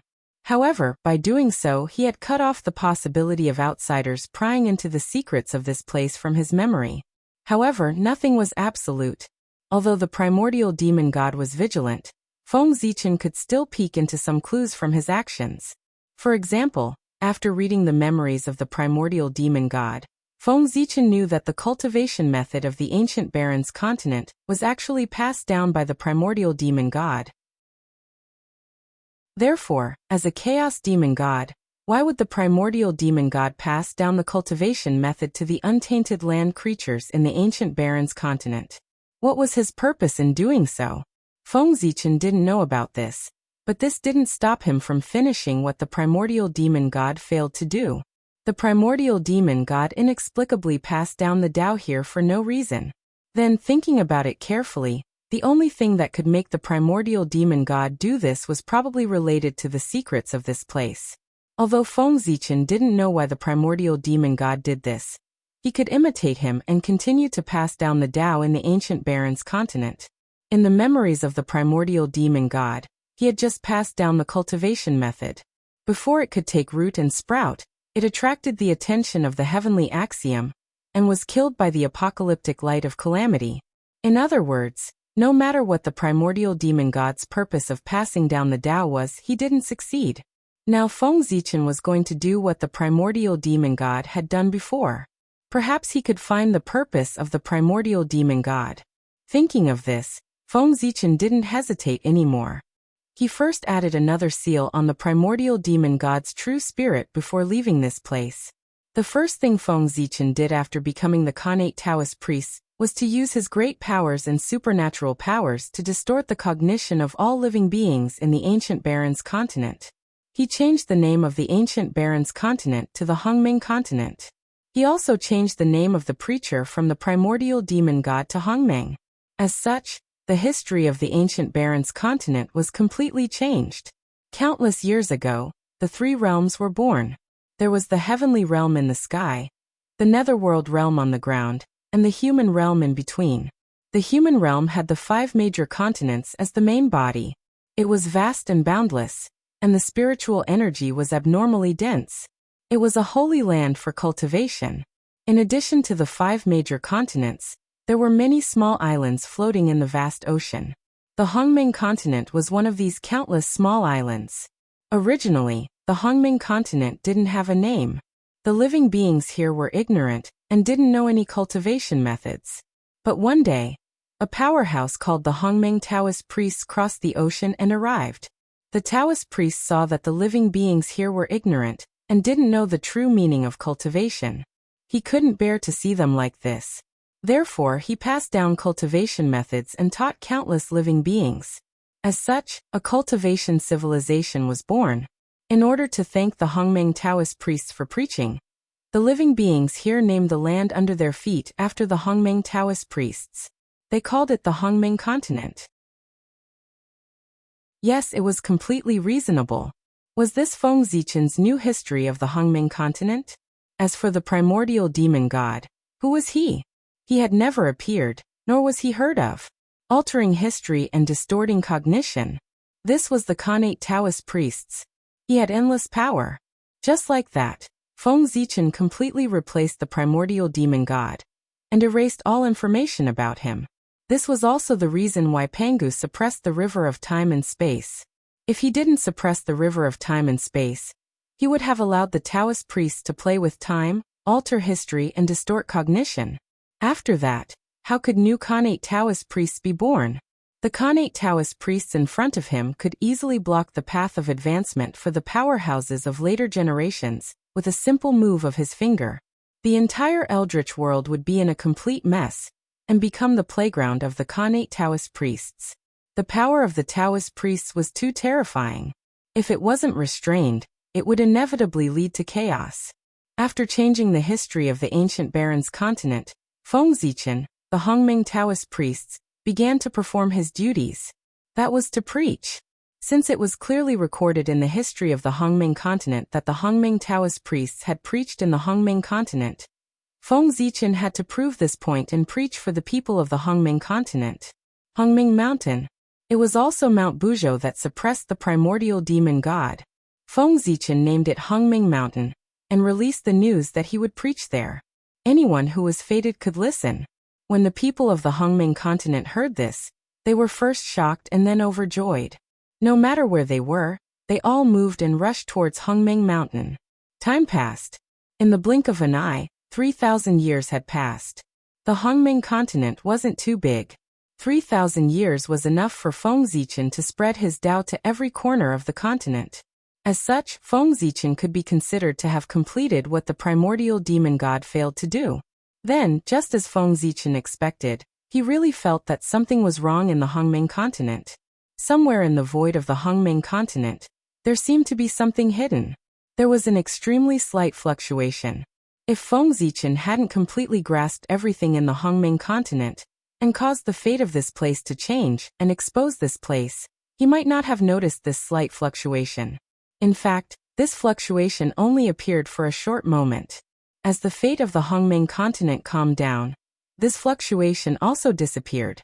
After that, no matter how Feng Zichen shook the fate of the Hongmeng continent, he couldn't make this slight fluctuation appear again. If he didn't know that he couldn't be wrong, Feng Zichen would have thought that it was just an illusion. After many fruitless experiments, Feng Zichen also confirmed that the secret hidden in the Hongmeng continent should be related to this place. The primordial demon god was also looking for this place. If it was hidden so deeply, what else could it be other than this secret? After understanding all this, Feng Zichen followed the memory in his mind and began to search for the source of the fluctuation. After searching for half a day in the Hongmeng continent, Feng Zichen finally locked onto a void. If he remembered correctly, the slight fluctuation that he had sensed before came from this void. However, Feng Zichen used his divine thoughts to repeatedly explore this void several times, but he couldn't find anything wrong. As expected of a secret that even the primordial demon god was interested in, he didn't hesitate to take the risk to find it. This place is indeed extraordinary. Although Feng Zichen was a little disappointed that he couldn't find it, he was more excited. Again, the deeper it was hidden, the higher the value of the things involved behind it. As you wish. After thinking for a while, Feng Zichen suddenly made a move and stirred the void into pieces. Then his divine thoughts searched for the source of the fluctuation in these spatial cracks one by one. However, the result undoubtedly disappointed Feng Zichen. He searched all the spatial cracks, but he couldn't find anything wrong. Feeling helpless, Feng Zichen released the power in his hands. The magical power that he used was no longer smashing the void into pieces, but completely shattering it into nothingness. However, even so, Feng Zichen still couldn't find anything wrong. Interesting. After standing quietly in front of this void for several months, and waiting for it to completely recover, Feng Zichen didn't destroy this void. Instead, he used a secret method to communicate with the Tree of World, and attracted one of its roots. Exploring the void was the best in the world. In this aspect, no one in the untainted land was more professional than the Tree of World. It could be said that if the Tree of World couldn't find anything wrong with this void, then Feng Zichen should give up as soon as possible. Buzz, buzz, buzz. The roots of the Tree of World quietly poked out of the void and emitted an inexplicable fluctuation, constantly resonating with the void here. Seeing this, Feng Zichen's heart moved. He separated a wisp of divine thoughts and integrated it into the roots of the Tree of World, spreading out with its power. After integrating with the roots of the Tree of World, Feng Zichen instantly had a different experience. Layers of the void unfolded in front of his eyes, extremely mysterious. Then, Feng Zichen found that the power of the Tree of World was constantly spreading into the depths of the void. This depth was deeper than Feng Zichen had imagined. It was a depth of the void that even he couldn't reach. Therefore, at this time, Feng Zichen was shocked.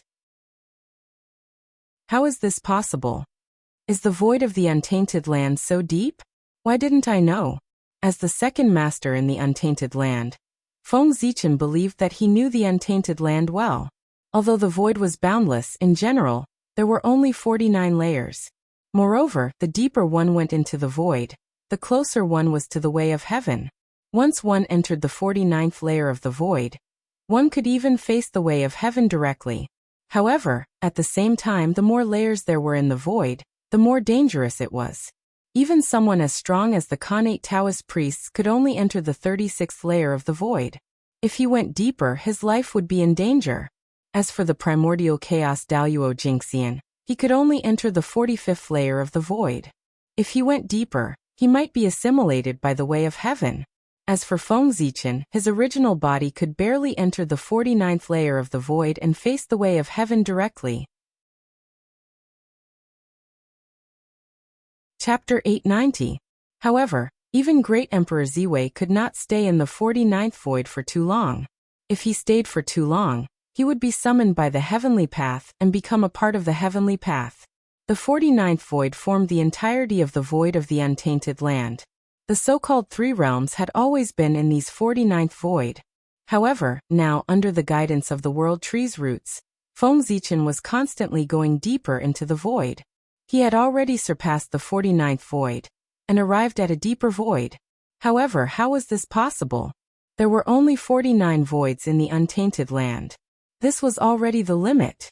One could directly face the heavenly path. How could there be a deeper void than this? No one answered Feng Zichen's question. The roots of the World Tree seemed to have sensed something, and continued to go deeper into the void. It was also at this moment that Feng Zichen realized that he might no longer be in the untainted land but somewhere else. There were only 49 voids in the untainted land. Beyond this level, it could only mean that Feng Zichen had already left the untainted land. So where was this place? What was chaos? It meant that all things had not been born, and yin and yang had not been separated. It was chaos. There was no up and down, no past and present. In other words, the great chaos outside the realm was chaos. There was no passage of time and space at all. Right now, Feng Zichen was still continuing to go deeper into the void. It could be seen that he was not in the great chaos outside the realm. After thinking for a long time, Feng Zichen still could not figure it out. So he simply stopped thinking about it. Since he was already here, he might as well make the best of it. As long as he reached the place, all his doubts at this time would be solved. Time passed bit by bit. Feng Zichen also followed the roots of the World Tree, and continued to go deeper into the void. At first, Feng Zichen could still see traces of the power of the void. But later, even the power of the void began to thin. In the end, Feng Zichen saw nothing but nothingness.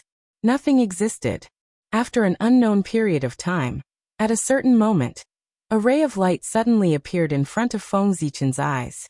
At the same time, His heart throbbed inexplicably. It was as if at the end of the light, in a mysterious and unknown place, there was something that he was very familiar with. Familiar? Why did it feel so familiar? This place was far beyond the 49 voids. It was a place that Feng Zichen had never touched. Why would there be people or things that he was familiar with? Doubt. He was greatly puzzled. It rose from Feng Zichen's heart. Almost instinctively, Feng Zichen kept moving closer to the light. That place could answer all his questions. Boom. When Feng Zichen touched the ray of light, his mind seemed to explode, and he fell into a trance. Then, a vast and magnificent world slowly opened up in front of Feng Zichen. The vastness of that world gave Feng Zichen a feeling that it was not inferior to the heaven realm. However, this world seemed to be broken. The rules were incomplete, and it was difficult to give birth to the existence of the primordial chaos realm. Moreover, this world was filled with an aura of decay and end. It was as if this world had experienced the end of the world, and had reached the end of the world. However, for some unknown reason, this world did not completely go to destruction, and was unexpectedly preserved.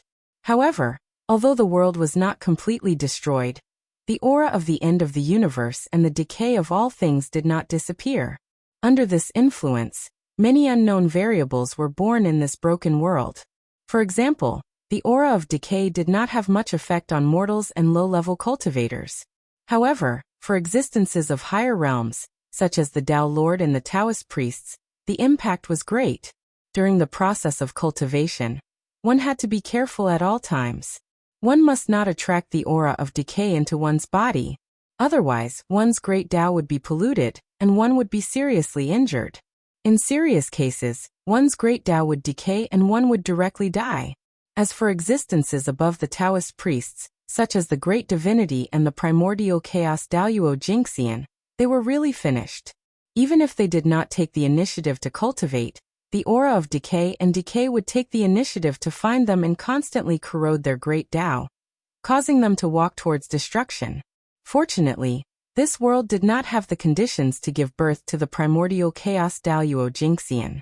Otherwise, they would be corroded to death by the aura of decay sooner or later. How aggrieved would they be to die? In short, in this world, the stronger one was, the faster one would die. On the other hand, low-level cultivators were completely unaffected. The aura of decay and decay that filled this world came from an unknown origin. Its power was frightening. Feng Zichen did not come into contact with them.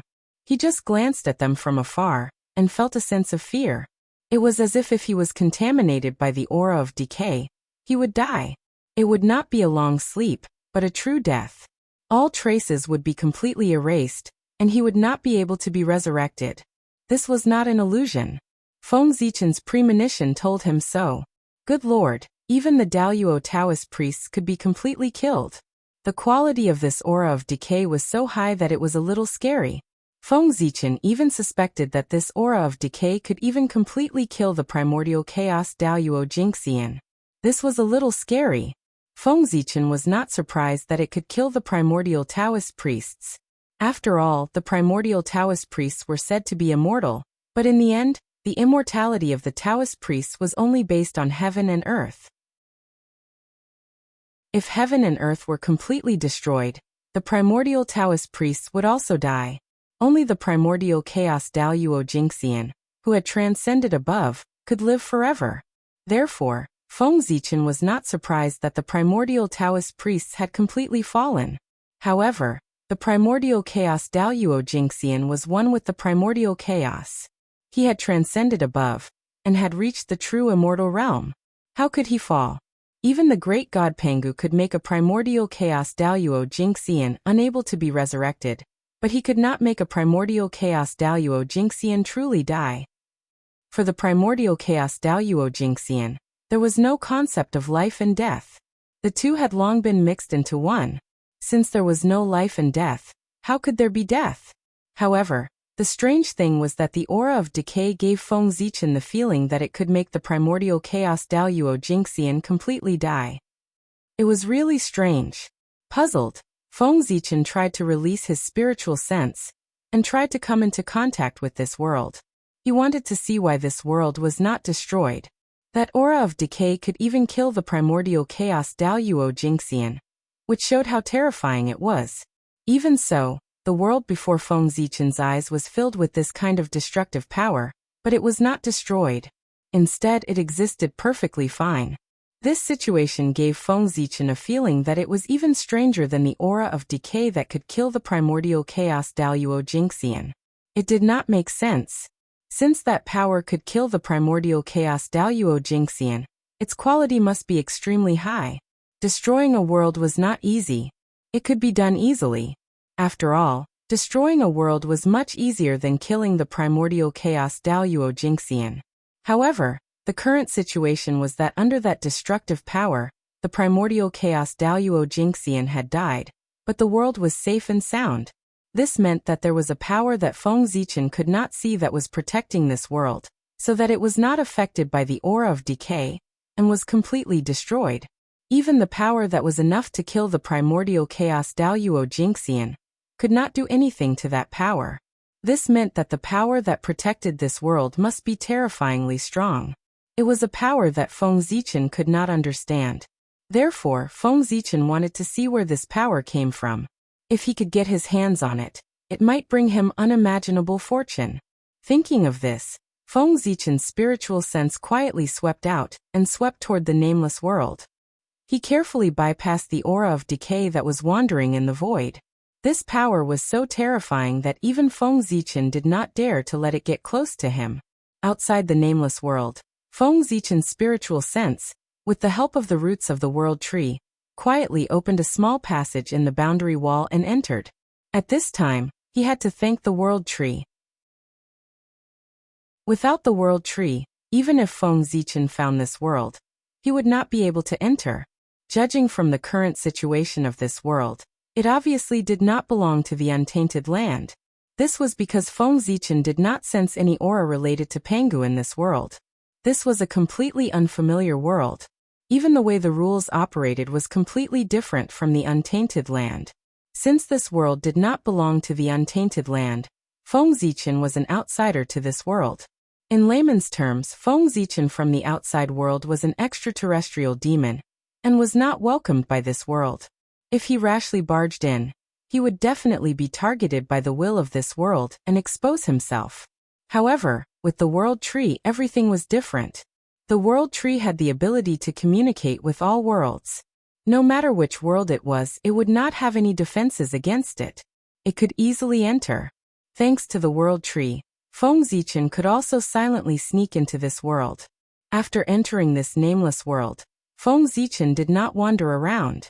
Instead, he released his spiritual sense and tried to communicate with the rules of this world to learn the basic situation of this place.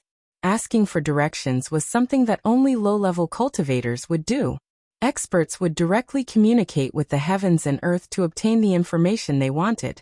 Using the world tree's disguise, Feng Zichen successfully deceived the rules of this world. He began to search for the information he needed from this world. First, it was the origin of this world. He tried to use his supernatural power to look back on the past of this world. Then Feng Zichen discovered that he had failed. This world did not have a past. It was completely destroyed by the aura of the end. Feng Zichen looked back and saw the endless tide of destruction. He was so scared that he did not dare to investigate further and quickly retreated. Then Feng Zichen tried to check on the native creatures here. This time, he did not encounter any problems and succeeded easily. Then Feng Zichen saw that in this world there were temples, heavens, hell, and divine mountains. Then Feng Zichen's expression became strange. Guess what he saw? He actually saw angels, demons, giants, dragons, elves, and a series of races that were both familiar and unfamiliar. Although it was familiar, Feng Zichen had often heard of them in his previous life. Although it was unfamiliar, it was indeed unfamiliar because he had only heard of them but had never really seen them. But at this moment he really saw them. This world is really strange. It's a bit like the mythical world recorded in the Western legends in my previous life. Looking at these familiar and unfamiliar creatures, Feng Zichen's expression became more and more strange. As a curious person, Feng Zichen was naturally curious about whether creatures like angels and elves really existed.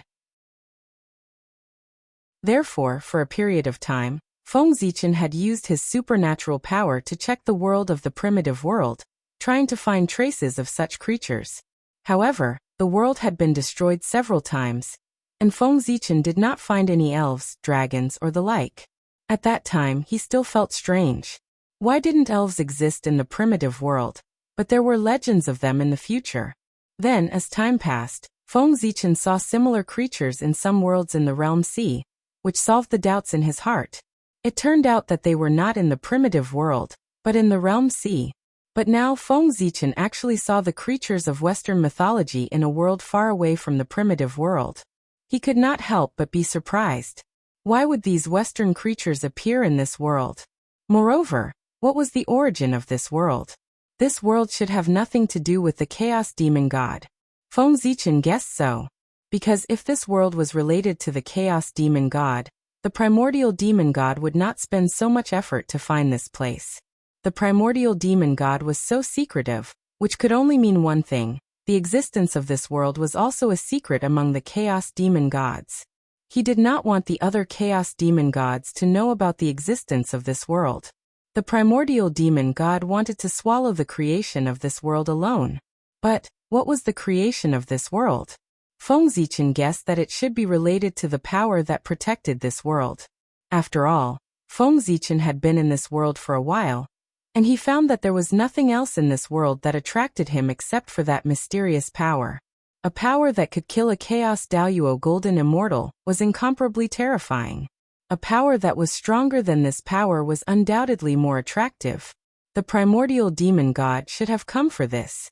Thinking of this, Feng Zichen wished that he could capture the primordial demon god and interrogate him. He must know secrets that others did not know, such as the origin of this world, the creation of this world, and so on. Unfortunately, this kind of thing could only be imagined. If he really appeared in front of the primordial demon god, it would not be him interrogating the primordial demon god, but the primordial demon god interrogating him. Putting away all his thoughts, Feng Zichen continued to investigate the news of this world. Since he had already come here, no matter what secrets there were in this world, he would be able to discover them. It was just a matter of time. After looking at the creatures in this world, Feng Zichen began to look at the cultivation system of this world. It was a different system from the primitive world. How should he put it? Whether it was the primitive world or the chaos demon god, they all believed that almighty power belonged to themselves. However, this world did the opposite and focused too much on external power. Also, the development of the power of faith in this world was far beyond that of the primitive world. However, as he looked at it, Feng Zichen actually saw a cultivation system that should not exist in this world. P.S. Writing while sick. I really do love this book. I can still work so hard for love. Chapter 891. The Way of Gods and Demons. This was the cultivation system created by Feng Zichen himself. How could it be? Puzzled, Feng Zichen continued to look down and saw three familiar faces. Feng Jie, Jiang Xiong and Jiang Hui. They were Feng Zichen's three disciples. No wonder I couldn't find them no matter how hard I tried. It turns out that they were here, and left the untainted land long ago. At this time, Feng Zichen's doubts were all solved. He also learned the whereabouts of his three disciples, who were lost in this unknown world. Who is it? Between heaven and earth, there was a sudden roar. Immediately, the power of heaven and earth rolled over like a wave and rushed toward Feng Zichen. It was Feng Zichen who accidentally found the whereabouts of his disciples. Under the agitation of his emotions, there was a flaw and a part of his aura was leaked, which was noticed by the masters in this world. This power? Feng Zichen was about to fight back, but suddenly he realized that the power was far stronger than he had imagined. It was far beyond the level of the primordial Taoist priests, and could almost be compared with the primordial Daoyuo Jingxian. How could it be? Feng Zichen was shocked. He had just confirmed that the strongest master in this world could only be the primordial Taoist priests. Once he surpassed this level, there was a risk of death. But why was there a master who could almost be compared with the primordial Daluo Jingxian in this world? Although he was puzzled, Feng Zichen also knew that it was not the time to seek the answer. Now he was only a wisp of divine thought, which could barely deal with the primordial Taoist priests. But it was impossible for him to fight a master who could be compared with the primordial Daluo Jingxian in this state. Feng Zichen's strand of divine thought would be killed in one blow. Thinking of this, Feng Zichen did not hesitate and directly dispersed the divine thought. With the information about this world, he returned to the untainted land and returned to his body with the roots of the tree of world. Rumble! The power of heaven and earth attacked, but it struck empty air. Then several powerful divine senses appeared, searching this realm back and forth, trying to find some clues. However, in the end, they all undoubtedly failed, unable to find anything. Although Feng Zichen's Hongming incarnation was only at the level of the Khanate Taoist priests, it was still very powerful. But he came with the roots of the world tree. The tree of world's cultivation base was comparable to the ninth heaven of primordial chaos experts. Unless one was an expert of the same level, it would be very difficult to detect the traces it left behind. Although there was an expert comparable to primordial chaos Daluo Jingxian in this world, Feng Zichen was certain that the other party was not a true primordial chaos expert. This was because Feng Zichen did not sense the primordial chaos Daluo Jingxian's unique primordial chaos Dao runes in that power. It was a perfect Taoist rhyme. It did not possess that kind of power. Therefore, Feng Zichen concluded that the other party was not primordial chaos Daluo Jingxian, but had temporarily possessed the power comparable to primordial chaos Daluo Jingxian, through some unknown method. Such an existence would definitely not discover the traces left behind by the world tree. Even if he felt that something was wrong, he could not tell what was wrong. In the Hongming continent, as the divine senses returned, Feng Zichen's expression could not help but become strange. The Western mythical world. I didn't expect there to be such a world in this world. In addition, I don't know how Feng Jie and the other two got to that world. This realm is hidden so well. If not for the help of the world tree, even I would not have been able to detect the traces of this realm. I don't know how they found this place and got lost in it. Moreover, this world is so mysterious that even the overlords of the chaos demon gods want to pry into it. They have planned for this for countless years. However, Feng Jie and the others have already entered this world many years ago. This opportunity is truly shocking. Thinking of what he had seen in the other realm, Feng Zichen pondered silently. First of all, he was sure that the Khanate Taoist priests were the limit of that realm. There were definitely Khanate masters who were stronger than him, but they were all dead. Secondly, although the person who attacked Feng Zichen had the power of primordial chaos, he was still in the realm of the Khanate Taoist priests. Otherwise, Feng Zichen would not have left so easily just now. This meant that there was still a secret method in that realm that could increase one's strength. This is troublesome. Thinking of this, Feng Zichen could not help but sigh. If there was such a secret method in the other realm, it meant that even if his Hongming incarnation personally rushed to the other realm, the male lead would still have the advantage and would be at a disadvantage. As for Feng Zichen's original body and other incarnations, he could not use them. Even if Feng Zichen's original body went there, he would still be affected by the remaining qi of the end in that realm, which would cause unknown dangers. Therefore, if he was not completely confident, Feng Zichen would never use his incarnation or even his original body. The only one he could use was this Hongming incarnation that had just reached the realm of the Taoist priests. Feng Zichen would not send any power that was higher than the realm of the Taoist priests to that realm. His original body and incarnation that could dominate that realm could not be used. The incarnation that could be used could not dominate that realm. Therefore, Feng Zichen felt that it was troublesome. After thinking about it, Feng Zichen decided to temporarily forget about going to that realm. It would not be too late to go to that realm after increasing his power to the limit of the Taoist priests.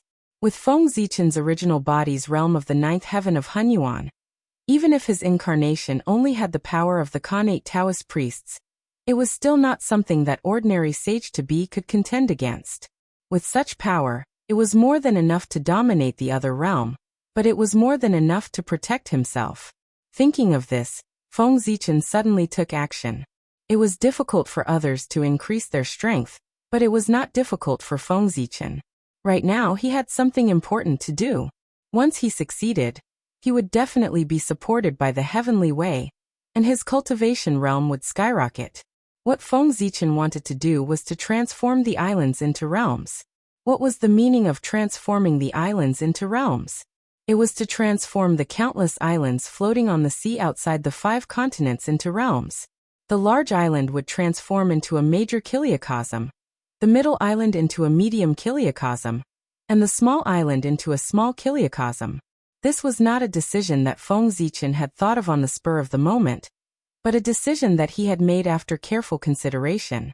These small islands were said to be part of the human world like the 5 continents, but in fact, they were different from the 5 continents. The small islands and the 5 continents were simply 2 different worlds. This difference was not from a certain aspect, but from all aspects. In terms of cultivation foundation, the small islands were not as good as the 5 continents. In terms of connate spirit chi, the small islands were not as good as the 5 continents. Even the living beings born on the island were weaker than the 5 continents in terms of connate spirit chi. If that was all, it would be fine. The key was the attitude of the heavenly way. The heavenly way did not treat these small islands as part of the 3 realms. Not only did the destiny of the human world gather in the 5 continents, but there were very few living beings on those small islands who knew about the heavenly way. In other words, the heavenly way did not pay attention to those small islands at all. Its gaze had always been fixed on the 5 continents. As a result, most of the living beings on the island did not know about the existence of the heavenly way. The heavenly way's attitude was obvious. Feng Zichen had secretly pondered for many years and finally understood the heavenly way's plan. Perhaps it felt that these small islands were a burden, and had weakened the prenatal energy of the 3 realms. If not for these small islands, all the prenatal energy would gather in the 5 continents. That would definitely cause more changes in the 5 continents. To the heavenly way, the 5 continents were already big enough. It was enough to have the living beings here to perform the Tao for it. There was no need for extra places like the small islands. After Feng Zichen understood the thoughts of the heavenly way, he naturally formulated a plan.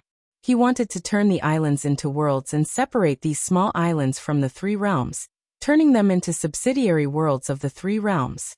In this way, it would be an act of following the heavens and responding to the Tao. It was worthy of supreme merit and great luck. However, Feng Zichen's plan was not only that. It was just turning the islands into worlds.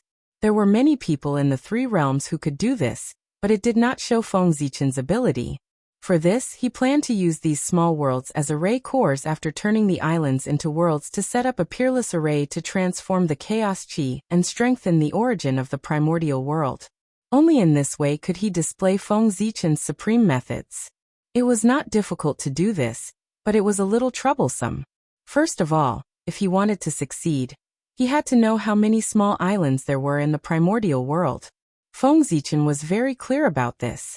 It was exactly the number of 1 yuan, 129,600. Next, he had to lock onto the location of these small islands. This was not difficult for Feng Zichen. Zhouxing illuminated the entire 3 realms. Feng Zichen looked down from the Ziwei star and saw the entire human world. Naturally, the location of the countless small islands could not be hidden from Feng Zichen's eyes. Now that the location of the island was confirmed, it was time for the most crucial and troublesome step. He had to inscribe formation patterns on the island and refine formation flags. He had to use the power of the world to turn the island into a world. At the same time, the array flags also had the use of stabilizing the world. When the 10,000 worlds were established, under the guidance of the array flags, the worlds formed by these small islands would automatically move to suitable positions to form a supreme array. Otherwise, he would let Feng Zichen do it and turn the small islands into worlds one by one. Then one by one, they would be moved to suitable positions. Not to mention whether this method was tiring or not, just the time it took was unacceptable to Feng Zichen. Not to mention, Feng Zichen was essentially a lazy guy. He would never spend so much effort to do these things. Naturally, he he would do whatever was convenient for him. After making up his mind, Feng Zichen's several incarnations started at the same time. First, they comprehended several innate arrays in the untainted land. Then, they borrowed some of the mysteries of the chaotic demon deities' arrays. Finally, they comprehended a supreme array called the 10,000 Worlds Array. This array used the 129,600 worlds as branches and the 3 realms as the main body. Together with Panga's Dharma form, it turned the untainted land into a huge whirlpool and inhaled the chaotic chi from all directions. At this time, the role of Panga's Dharma form was manifested. It was a huge converter that turned the chaotic chi into congenital chi, and then scattered it into the 3 realms and the 129,600 small worlds. This idea had not deviated from Feng Zichen's philosophy. The untainted land was created by Pangu and formed by his physical body. It was right to treat the entire untainted land as Pangu. Everything was done according to Pangu. Even if there was a mistake, as the untainted land and the great Pangu continued to resonate, it would automatically correct itself. At that time, the untainted land would become stronger and stronger. However, although this method was good, there was a huge flaw. Everything in the untainted land would be related to Pangu. In the future, it would be fine if Pangu reached the realm of the eternal great Tao. The untainted land would naturally rise and become an eternal world. From then on, it would no longer be troubled by destruction. However, if Pangu failed to break through, the untainted land would definitely be destroyed. There was no chance of survival. Feng Zichen's move to change the untainted land was equivalent to betting all his chips on Pangu, betting that he could attain the Tao. This was a very normal thing. After all, the existence of the untainted land was the place where the great god Pangu developed the Tao. If Pangu succeeded, the untainted land would naturally succeed. Similarly, the untainted land's advancement to the eternal realm also meant that Panga's merit was complete, and he had achieved the realm of the great Tao. The two of them were in a relationship where one of them would prosper, and the other would suffer. It was understandable for Feng Zichen to do so. With the array diagram, the next thing was simple. He only needed to refine the array flags according to the array diagram, and then engrave the array on the island. Refining the array flags required a lot of resources. Carving array patterns on countless small islands required a lot of manpower. Feng Zichen's incarnation of Hongmeng was indeed the richest and most powerful in Hongmeng. However, in the entire 3 realms, he was nothing. But it didn't matter. He didn't have resources, but the great emperor of Ziwei did. The title of the richest man in the untainted land was not an exaggeration. It didn't matter if he didn't have people. The great emperor of North Star had people. As the current number 1 force in the untainted land, the human race didn't lack ordinary masters. With a thought from Feng Zichen, the human race immediately began to work with the support of various forces. All kinds of heavenly materials and earthly treasures were transported from the boundless starry sky. In the hands of the refiners of the human race's Hall of Heavenly Works, they turned into array flags with mysterious auras. Then human masters took action. With these array flags and a large amount of precious resources, they went overseas and visited the small islands. They were going to set up array flags and carve array patterns. Once all the islands were set up with formation flags and engraved with formation patterns, Feng Zichen would have a chance to put his plan to good use. At that time, the untainted land would undergo another shocking change. Although it couldn't be compared to the birth of the 3 realms, from a long-term perspective, this change would bring about greater significance. The reopening of the boundless starry sky and the actions of the human race immediately attracted the attention of many people. Then they guessed that it was the great emperor of Ziwei, or the human emperor, who had made a big move again. Unfortunately, no matter how they deduced, it wasn't that they couldn't deduce any information about this matter. This wasn't Feng Zichen shielding the secrets of the heavens, but the heavenly Tao. The heavenly Tao also felt that this matter was of great importance. It had a far-reaching impact on the untainted land and had endless benefits. Therefore, the heavenly Tao personally shielded the secrets of the heavens and didn't allow anyone to spy on this matter. It was afraid that someone would destroy this matter. P.S. It was an hour earlier. I don't know if the adjustment of the schedule was successful. In addition, the book is really at the end. Chapter 892. On the Hongming continent, Feng Zichen lived and commanded.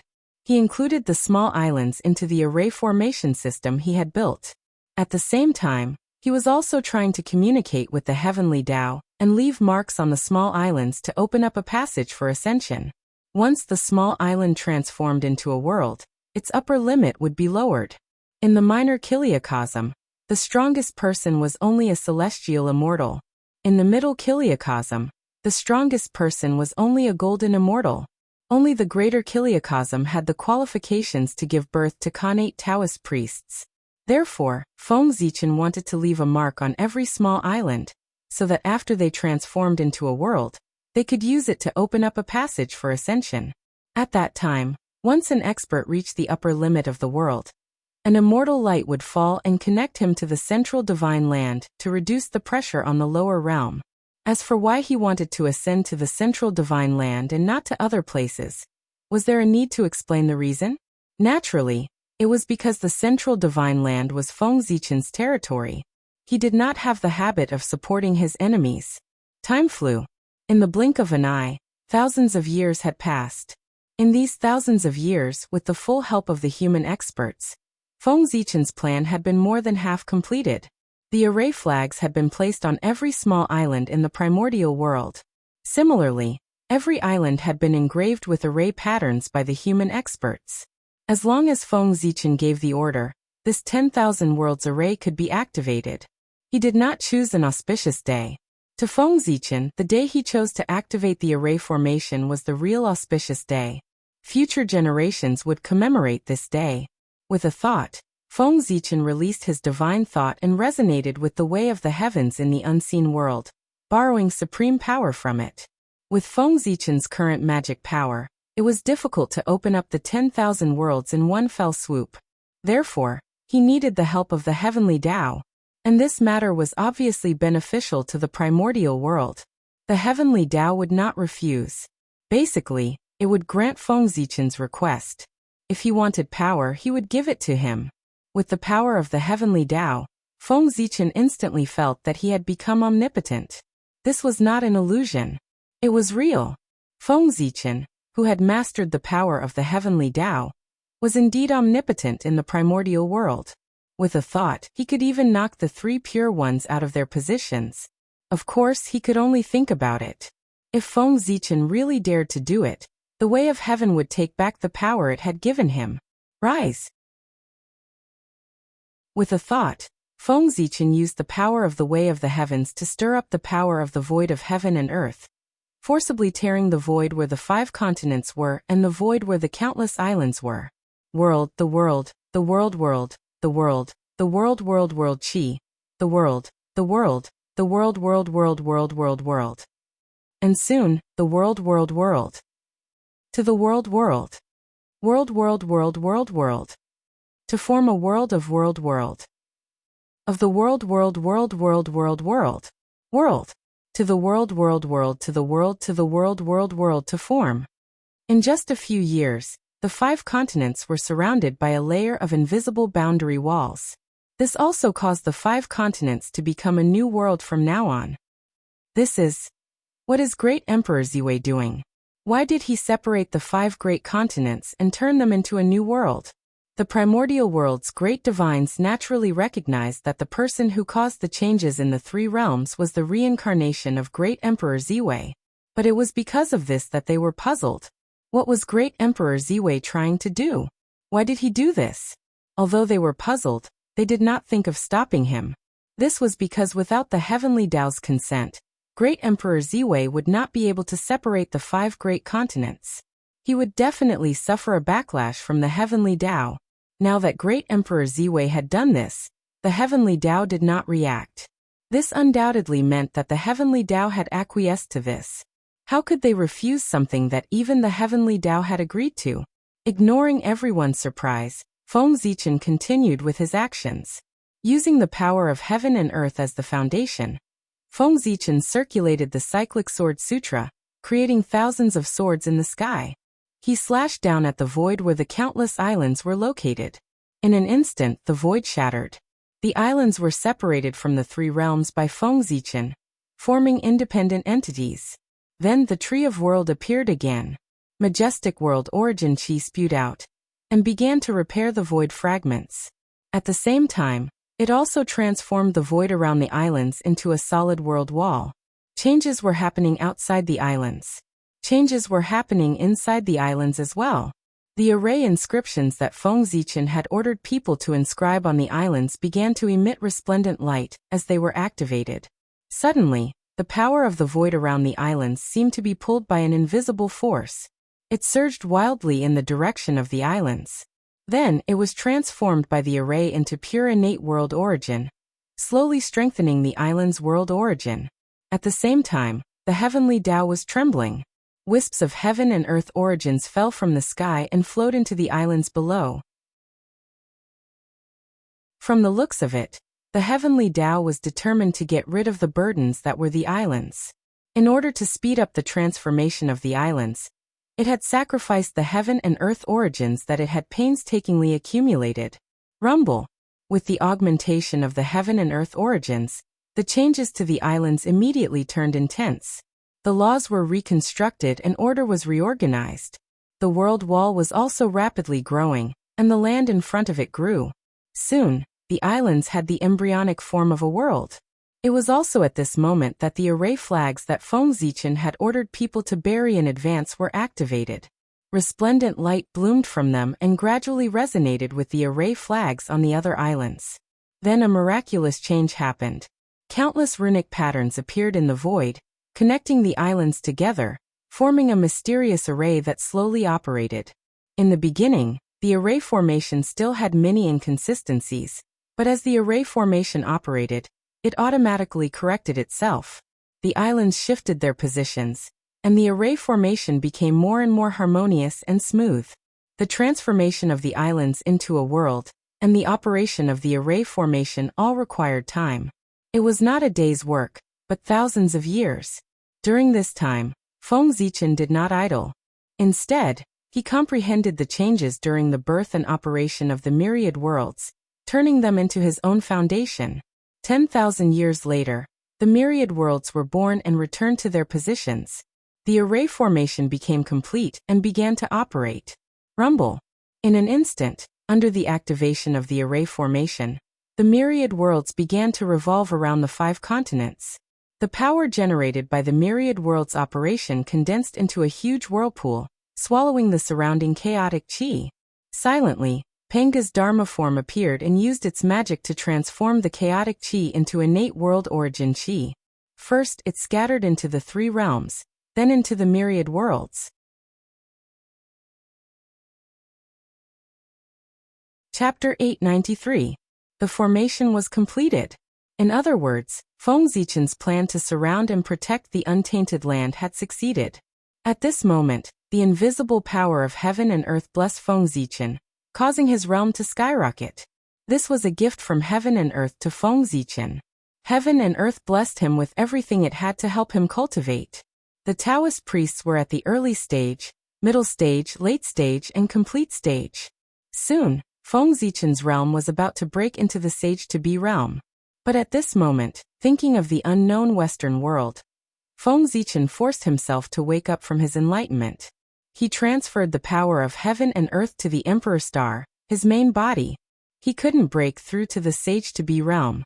Otherwise, he wouldn't be able to enter the unknown Western mythical world. After the power of heaven and earth left his body, Fengzichen suddenly felt relaxed. His realm also didn't continue to increase.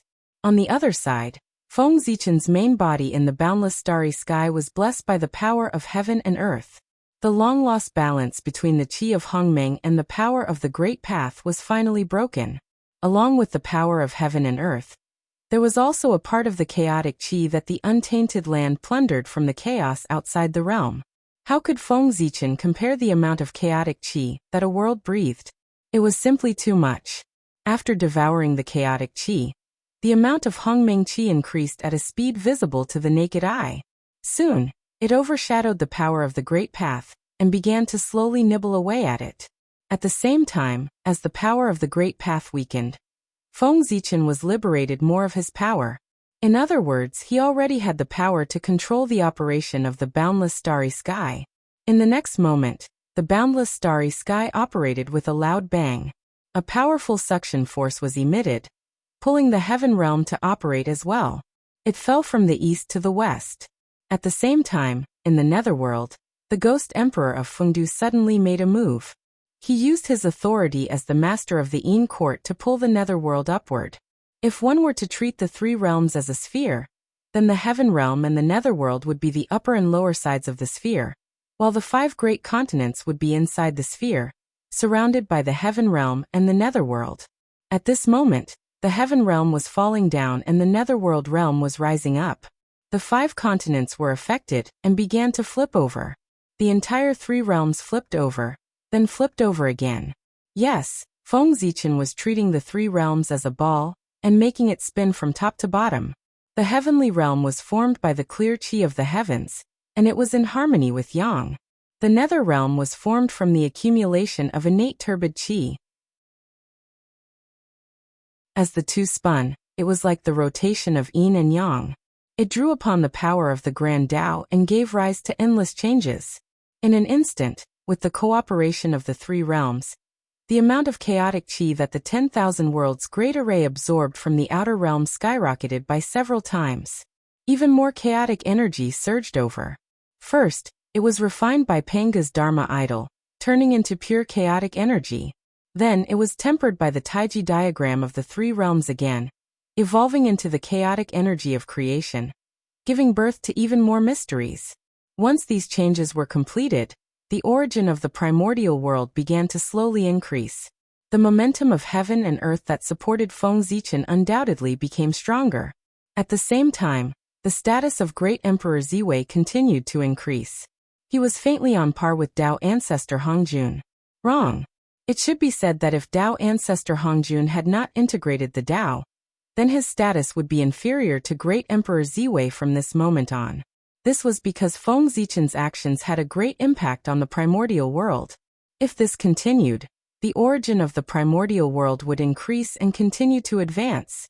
Including Feng Zichen's previous merits, these added together were no less than the merit of creating the world. It could be said that Pangu had the merit of creating the primordial world. Dao ancestor Hongjun had the merit of educating the primordial world. And Feng Zichen had the merit of strengthening the primordial world. The primordial world was constantly growing in the hands of Great Emperor Ziwei. He was the true master of resurgence. In the future, there would be legends of Great Emperor Ziwei reviving the primordial world. Moreover, what the 3 realms absorbed from the primordial world was not only the chaotic energy, but also countless treasures that were born in the primordial world. In the future, the primordial world would not lack innate spiritual treasures. After various primordial world treasures fell into the 3 realms, they would naturally evolve into innate spiritual treasures. In terms of increasing sources of income and reducing expenditures, Feng Zichen could be said to have done the best he could. As the origin of the primordial world became more vigorous, the innate qi would also become more abundant. At that time, heaven and earth would be able to support more cultivators. In other words, in the near future, various cultivation systems would welcome a great boom. As the concentration of spiritual qi increased, the number of cultivators would also increase. As long as the cultivation system relied on spiritual qi, their strength would increase. Wasn't this prosperity? At that time, no matter what cultivation system it was, whether or not it was related to Great Emperor Ziwei, they would have to worship him as their ancestral master and burn incense to worship him day and night. There was no reason other than the fact that the spiritual qi of heaven and earth was brought by Great Emperor Ziwei. Since the various cultivators had received benefits from him, they naturally had to establish a relationship with him. Otherwise, how could they enjoy his benefits? Acknowledging him as their ancestral master was naturally the best choice. Whether it was the immortal path or the Buddhist path, when the successor met Great Emperor Ziwei, they would have to respectfully address him as their ancestral master. Although he did not preach, it was better than preaching. More and more power of the Great Path was devoured by the Hongming Qi. Gradually, the Hongming Qi began to transform. Its essence was sublimated and became the Hongming origin Qi, which was the embryonic form of the Hongming purple Qi. It was the foundation of eternity. At this moment, if Feng Zichen spent 1,000,000 years of effort, he could condense a true Hongming purple Qi. However, Feng Zichen could create several, or even more than 10 Hongming purple Qi. However, the heavenly Tao could not produce the same number of saint positions. There were only 9 saint positions. One more would not do. Putting aside the changes in the boundless starry sky for the time being, Hongming's incarnation had once again stepped into the unknown Western aristocratic family as his realm stabilized. Moreover, before heading to that world, Hongming's incarnation had also captured a wisp of the power of the Great Path from his main body. The power of the Great Path belonged to the power of the Great Path. It was eternal and immortal, transcending the cycle of reincarnation. Feng Zichen wanted to see if the Nirvana Qi that could truly kill primordial chaos Daoyuo Jingxian could erode this wisp of the Great Path's power of the eternal level. If it could, then it would be terrifying. However, Feng Zichen did not think that it was possible. How could it be called eternal if it could be destroyed by the Nirvana Qi? Hongming Qi could devour the power of the Great Path, because both belong to the eternal level. If the Nirvana Qi could destroy the power of the Great Path, wouldn't it mean that even the Great Path could not be eternal? That was too ridiculous. Because of the previous coordinates, Feng Zichen did not have to go through so much trouble to rush to the Western world. With a thought, he crossed the layers of void and arrived outside that world. He was not in a hurry to enter. Feng Zichen activated the Great Path's power, and found the Nirvana Qi drifting outside this world. He tentatively touched it. Chapter 894. The moment it came into contact with the Qi of Demise, the dermic power that Feng Zichen used to draw in the Great Path power, was directly annihilated by a powerful Nirvana power. At the same time, the Nirvana power intended to follow the connection between the dermic power and Feng Zichen's body and spread into his body. This action frightened Feng Zichen so much that he immediately cut off the connection between himself and the dermic power. The Great Path power remained where it was. No matter how the Qi of Demise eroded it, it could not shake it in the slightest. Seeing this scene, Feng Zichen thought to himself, as expected, the final Qi was unable to do anything to the power of the Great Path. With a thought, Feng Zichen tried to use his own power to analyze the Qi of Demise. However, no matter what power he used, it would be annihilated by the Qi of Demise. Whether it was ancestral Qi, origin Qi, or even infinite power, they were like ants in front of the Qi of Demise. It was difficult to contend against it. However, the transformed Hongming Qi made Feng Zichen's eyes light up. Although it still could not block the erosion of the Qi of Demise, it could resist it for a while. In order to annihilate the Hongming Qi, the Qi of Demise had consumed a lot of power. This meant that the transformed Hongming Qi's essence was very close to the Qi of Demise. With this discovery, Feng Zichen used the Hongming Qi as the foundation to analyze the Qi of Demise bit by bit. After a few months, Feng Zichen finally gained something. He finally figured out the origin of the Qi of Demise. It was a power that could turn everything into nothingness. The so-called world was a cycle of reincarnation. From nothingness to existence, and from existence to nothingness. This was reincarnation. All living things, including the chaos demon gods, could not escape from reincarnation. Only the Great Path could transcend it and jump out of this cycle of reincarnation from existence to nothingness, and from nothingness to existence and exist forever. The power of the end was the power that turned everything into nothingness. This discovery reminded Feng Zichen of a legend among the chaos demon gods. All living things in the world had their own tribulations. Living beings had tribulations, magic treasures had tribulations, worlds had tribulations, and so did the primal chaos. There would be a day when the world would be destroyed, and so would the chaos. This tribulation was known as the immeasurable tribulation in the primordial world. In the primal chaos, it was known as the epic calamity. Of course, some chaos fiend celestials called it the samsara calamity. Under the tribulation of reincarnation, all things became void. The outer realm's chaos collapsed and returned to a state of nothingness. Everything, karma, and life within the chaos would be reduced to nothingness. Everything would return to the state of nothingness. This was the true return to the source. Other than the eternal and indestructible Great Tao, nothing could escape from this. Unless one transcended the cycle of reincarnation and achieved eternity. Pangu wanted to prove the Great Tao because he didn't want to die under the samsara tribulation. Before the samsara tribulation, all living beings were equal. Whether it was the high and mighty chaos fiend celestials or the lowly ants, they couldn't escape death. However, how could the chaos fiend celestials be willing to die like ants? Therefore they began to struggle. They tried their best to improve their strength in order to become an existence like the Great Tao. This was the origin of the original cultivation path. For transcendence, and also for survival. So this power of the end is the product of the samsara tribulation? Looking at the power of the end in front of him, Feng Zichen's face was full of surprise and uncertainty. This power of the end was indeed in line with the description of the samsara tribulation. Under the Great Tao, any power would be annihilated and turned into nothingness in front of it. However, if this was the product of the samsara tribulation, why didn't it annihilate the Western world in front of it and turn it into nothingness? Thinking of this, Feng Zichen was stunned. Then, ecstasy appeared on his face. He understood everything. He finally knew why the primal chaos fiend celestials were secretly spying on this place. Because this world indeed contained great fortune that was related to eternity. There was only one possibility for something that could not be destroyed by the samsara tribulation, and that was that it contained eternal matter, making it difficult for the power of the end to annihilate it. If Feng Zichen guessed correctly, this world that he had never heard of should be a relic left behind from the previous samsara. In the previous samsara, this world should have been incomparably powerful and had already touched the level of eternity. However, before this world could truly transform into an eternal world, the samsara tribulation erupted. This world, like the chaos, walked towards annihilation and turned into nothingness. However, this world was extraordinary after all.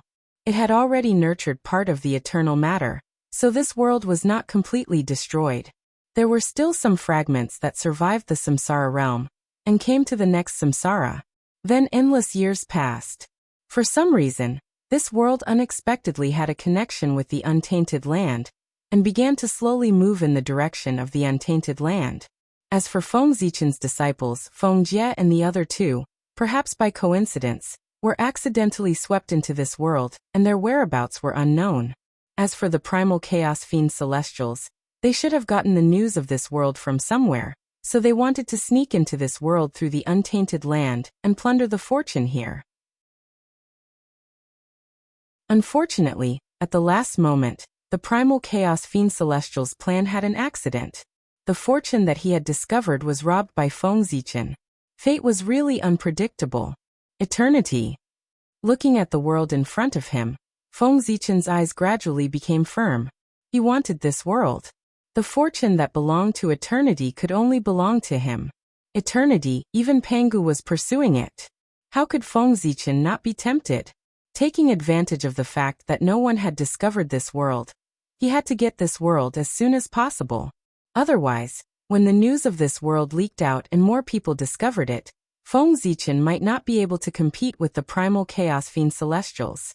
Fortuitous opportunities were not something that belonged to whoever discovered them.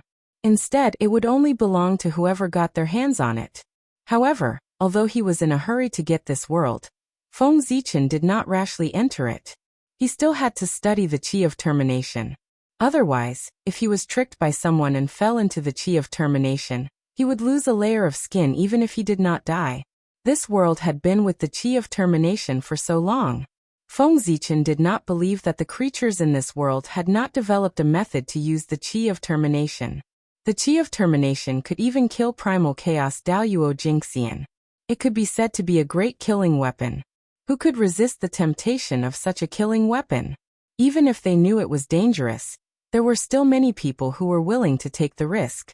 What Feng Zichen needed to do now was to use the transformed Hongmeng Qi to adapt to the Qi of termination, so that it would have the ability to compete with the Qi of termination. At the same time, in the boundless starry sky of the untainted land, Feng Zichen's original body began to condense Hongmeng Qi at all costs. He was refining Hongmeng Purple Qi to help Hongmeng. Hongmeng Purple Qi was the foundation of the Great Way, and also the origin of Hongmeng. It was a power on the same level as the power of the Great Way. If Feng Zichen had a Hongmeng Purple Qi, he would not be afraid of the Qi of termination in this world. Time passed bit by bit. 10 years later, under the repeated condensation of the Qi of termination, the quality of the Hongmeng Qi in Feng Zichen's body became higher and higher. As the purple Qi circulated, there was a faint burst of purple light. It was extremely mysterious. Such a Hongmeng Qi was no longer afraid of the corrosion of the Qi of termination. Moreover, if the quantity of Hongmeng Qi was more than 10 times that of the Qi of termination, Feng Zichen was even confident that he could devour the Qi of termination. Although the quality of the Qi of termination was high, Feng Zichen's Hongmeng Qi had devoured the power of the Great Way. Its quality was not low either.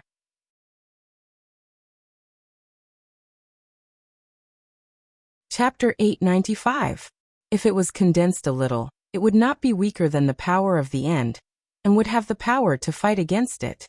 As a power at the eternal level, even if it had not reached the great accomplishment stage, the Hongmeng Qi was still a trump card. This Qi of the end is so mysterious. If someone can master it, and use it to destroy the chaos, it might be possible to achieve the eternal realm. After condensing the Hongmeng Qi, Feng Zichen had a deeper understanding of the Qi of the end. He felt that this was also a way to reach the eternal realm. He could imagine a scene. In the depths of the endless chaos, there was a supreme deity who set off the nirvana tribulation and destroyed the entire chaos. In this scene where everything turned into nothingness, only he existed eternally and was not affected by the tribulation. Wasn't this a manifestation of eternity? Thinking of this, Feng Zichen's mind became more and more picturesque. Then he suddenly realized that perhaps, in a place he did not know, there was indeed such an expert. Every time the end of an era came, the nirvana tribulation would be set off. The more he thought about it, the more Feng Zichen felt that it was very possible. At the same time, another bold guess appeared in his mind. After reincarnation, was there really no one who completely understood the reincarnation Great Way, and jumped out of reincarnation to achieve the eternal realm? Perhaps, as early as that unknown era, there was already someone who controlled reincarnation, and lived eternally. Of course, this was all Feng Zichen's guess. It might not be true. After coming back to his senses, Feng Zichen collected his thoughts and turned to walk into the world. Whether or not someone achieved the eternal realm, it had nothing to do with him. It was more important for him to take care of himself. Decay, dead silence, no hope. Feng Zichen came in a hurry last time, and did not carefully sense this world. Now that he carefully sensed it, he found that the world was filled with the aura of decay, giving people a feeling of lethargy. It was like a group of old men who were about to die and would not live long. Sigh, this world seems to have survived the reincarnation tribulation, but it has paid an unimaginable price for it. It has exhausted all its potential, and is on the verge of collapse, with no possibility of recovery. Now the reason why this realm still existed was because of the eternal substance in the realm. Once the eternal substance disappeared, this realm would be destroyed and completely disappear. The further in he went, the more Feng Zichen discovered that the situation in this world was shocking. The final Qi affected every aspect of this world.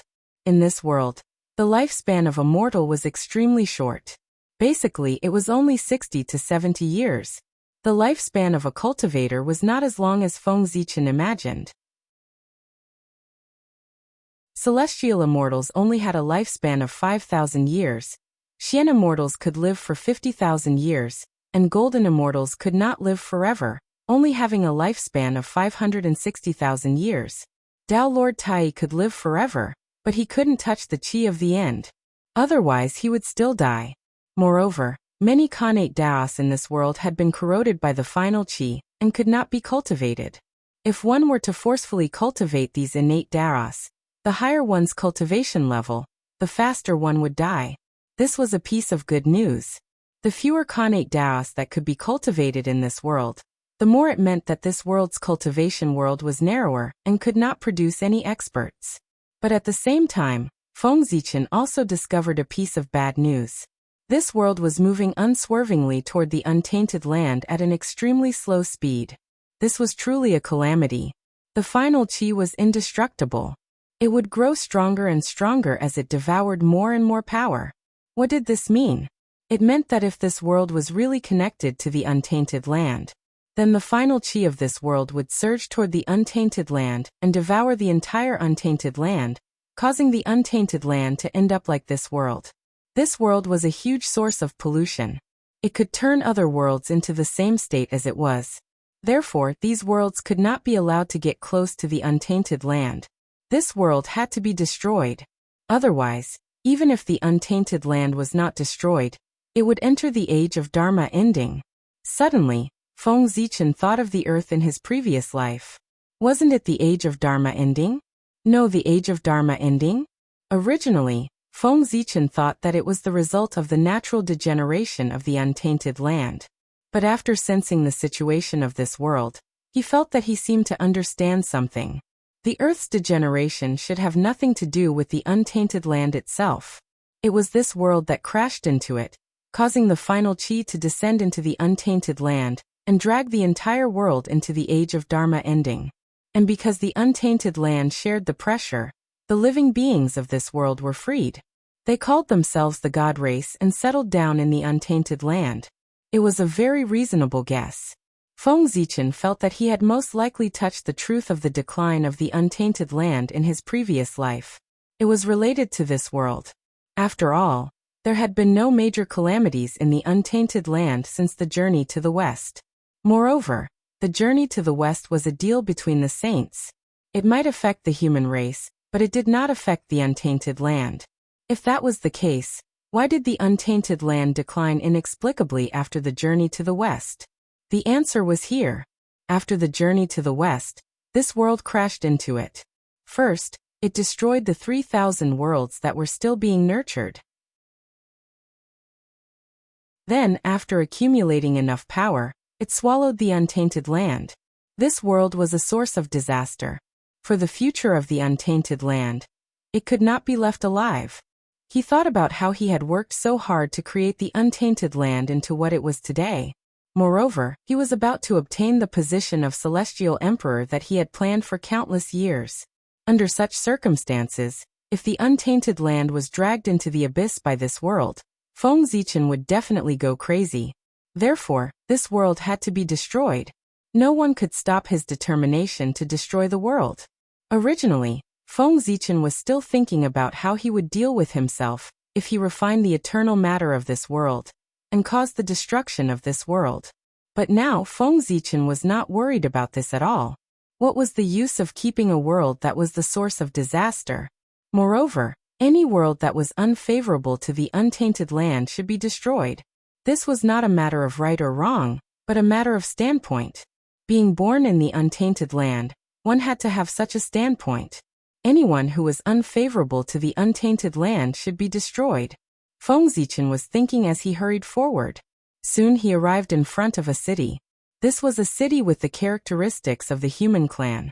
It was set up with an innate formation that connected the heavenly cycle star power and the earth veins in all directions. At first glance, one could tell that this was a method that Feng Zichen often used when he was young. Compared with the traditional style of this world, it was out of place. Zichen City. This was the name of this city. Well, it had the same name as Feng Zichen. Obviously, this city was related to Feng Zichen. It was a city that was established by his 3 disciples. It was named Zichen to commemorate Feng Zichen.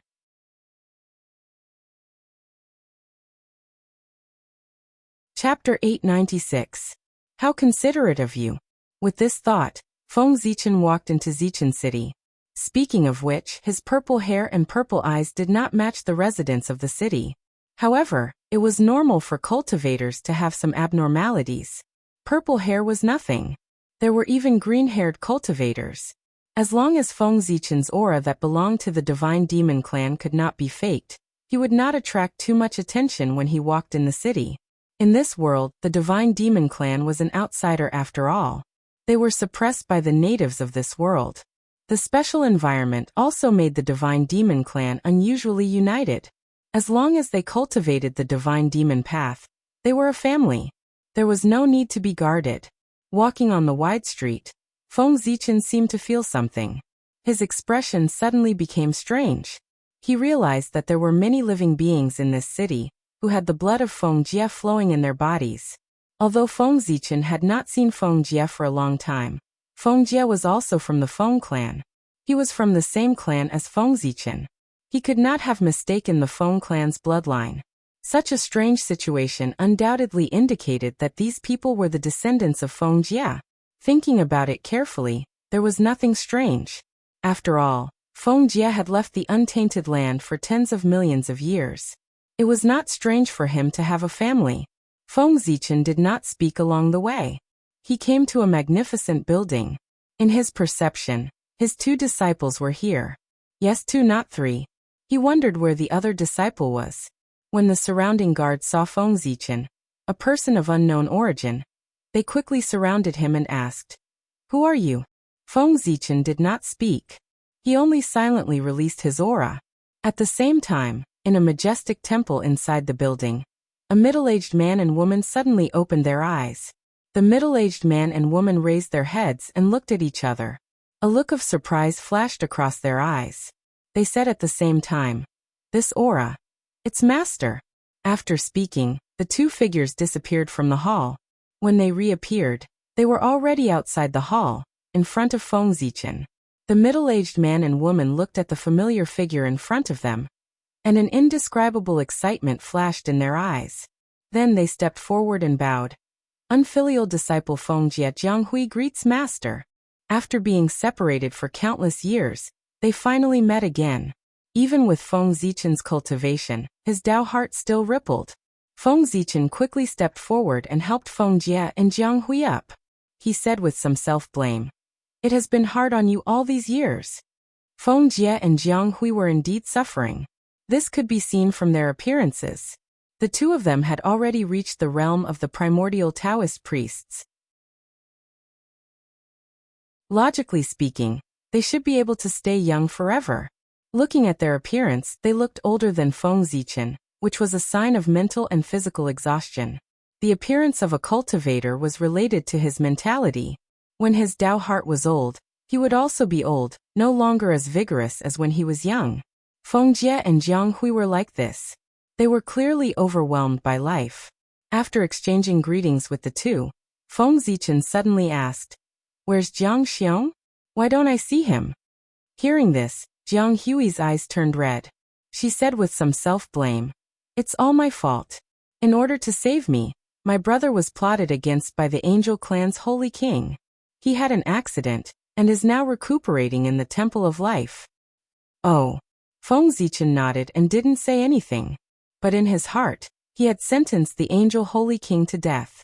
Daring to hurt his disciple, he was really courting death. Then, Feng Zichen asked about the 2's recent situation. As he guessed, the 3 of them were accidentally involved in the Realm Sea. Then, they finally reached the realm of the Taoist priests in the Realm Sea, and were about to return to the untainted land. But who would have thought that on the way across the void, they would accidentally lose their way? When they found the way out, the 3 of them had already arrived here in a daze and couldn't find their way back. "It's my fault that I came in a hurry and didn't bring anything. Otherwise, I would definitely give you a big gift. But I'll remember it for now. When I return to the untainted land, I will give you a big gift." Looking at Feng Jie and Jianghui in front of him, Feng Zichen said with some regret. Feng Jie was indeed married. He married Jianghui, and the witness was Jiang Xiong. After going through so many difficulties and dangers, the 2 of them finally came together. It was also a beautiful story. But it was a pity that Feng Zichen came in a hurry and didn't bring anything. He couldn't give his 2 disciples a wedding gift. The 2 of them hurriedly said, "It's already a sin that we didn't tell Master that we got married. How dare we ask for a gift?" Pointing at Feng Jie, Feng Zichen said with a smile, "It's not urgent. Let's talk about it when we return to the untainted land." The 2 of them didn't ask when they would return to the untainted land, because when they saw Feng Zichen, They knew that it was inevitable that they would return to the untainted land. Then, the two of them called their several children over and paid respects to Feng Zichen, their grandmaster. Feng Jie and Jiang Hui had a total of 3 children, all of whom were outstanding. The eldest son had already reached the realm of Taoist priests. Such talent was first class in the untainted land. The other 2 sons were not bad either. Although they hadn't reached the realm of primordial Taoist priests, they were not far away. If they returned to the untainted land, they would be able to prove their Taoism after some practice. As for Feng Jie and Jiang Hui, they had already reached the realm of perfection of Taoist priests. If it weren't for the restriction of this world, they would have entered the realm of sage to be. Glancing at the 3 sons of Feng Jie, Feng Zichen praised them. They are all good children. Even in the whole human tribe, there are few who can be compared with them. Speaking of this, Feng Zichen's tone changed, and he said helplessly, "It's a pity that I didn't bring anything with me this time. I can't even take out a greeting gift." This was really Feng Zichen's mistake. His incarnation had been focused on cultivation, and he didn't care much about worldly things. Therefore, he had nothing but the Hongming sword in his hand. The 3rd son said, I don't dare. The younger generation didn't need it, but Feng Zichen had to give it to them. He secretly remembered this in his heart, and decided to make up for it when he returned to the untainted land. After chatting for a while, Feng Zichen proposed to see Jiang Xiong. The 2 of them didn't have any objections. They gladly accepted the order and took him to the Fane of Life. Feng Zichen didn't ask why Jiang Xiong was recuperating in the Fane of Life. There were only 2 reasons. One was that Jiang Xiong had an old relationship with the Fane of Life. The other was that Feng Jie had paid a huge price. But looking at Feng Jie, Feng Zichen estimated that the second possibility was unlikely. It should be the first one, that Jiang Xiong had something to do with someone in the Fane of Life. The Fane of Life? When he heard this name, the first thing that came to his mind was the goddess of life. There were many stories. Feng Zichen was not a gossipy person. If Feng Jie and the others didn't say, he didn't ask. This kind of thing, after a long time, he would naturally know.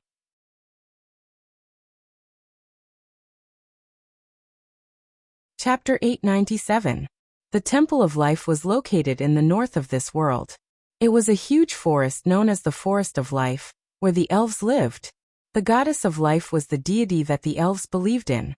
However, according to Feng Jie, the goddess of life he was going to take Feng Zichen to wasn't the first goddess of life, but her descendant several generations later.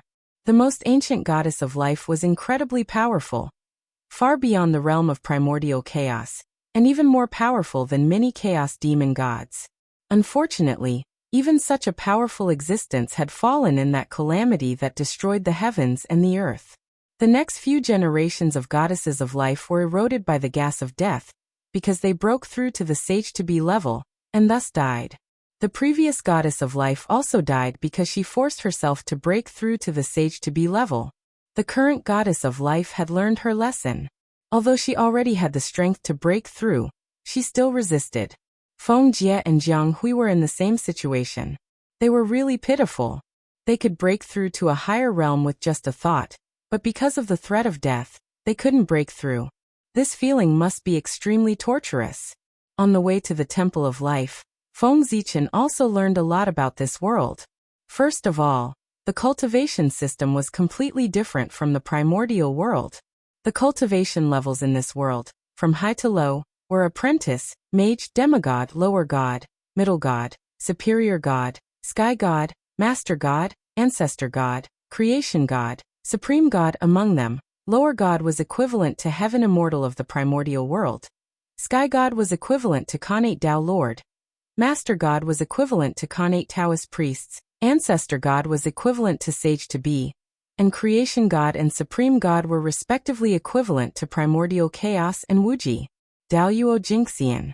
As for higher realms, according to the inheritance of this world, there must have been, but they were all destroyed in history. In addition, Feng Zichen also learned that the situation of the mortals in this world was extremely worrying. Once, Feng Zichen thought that the primordial world already valued one's background and birth very much, but until he came to this world, He realized that he was wrong, very wrong. Compared to this world, the primordial world didn't value one's background and birth at all. At the very least, you can slowly become stronger and improve your background through your hard work in the primordial world, such as cultivation. He could even turn karma into karma and become an innate god.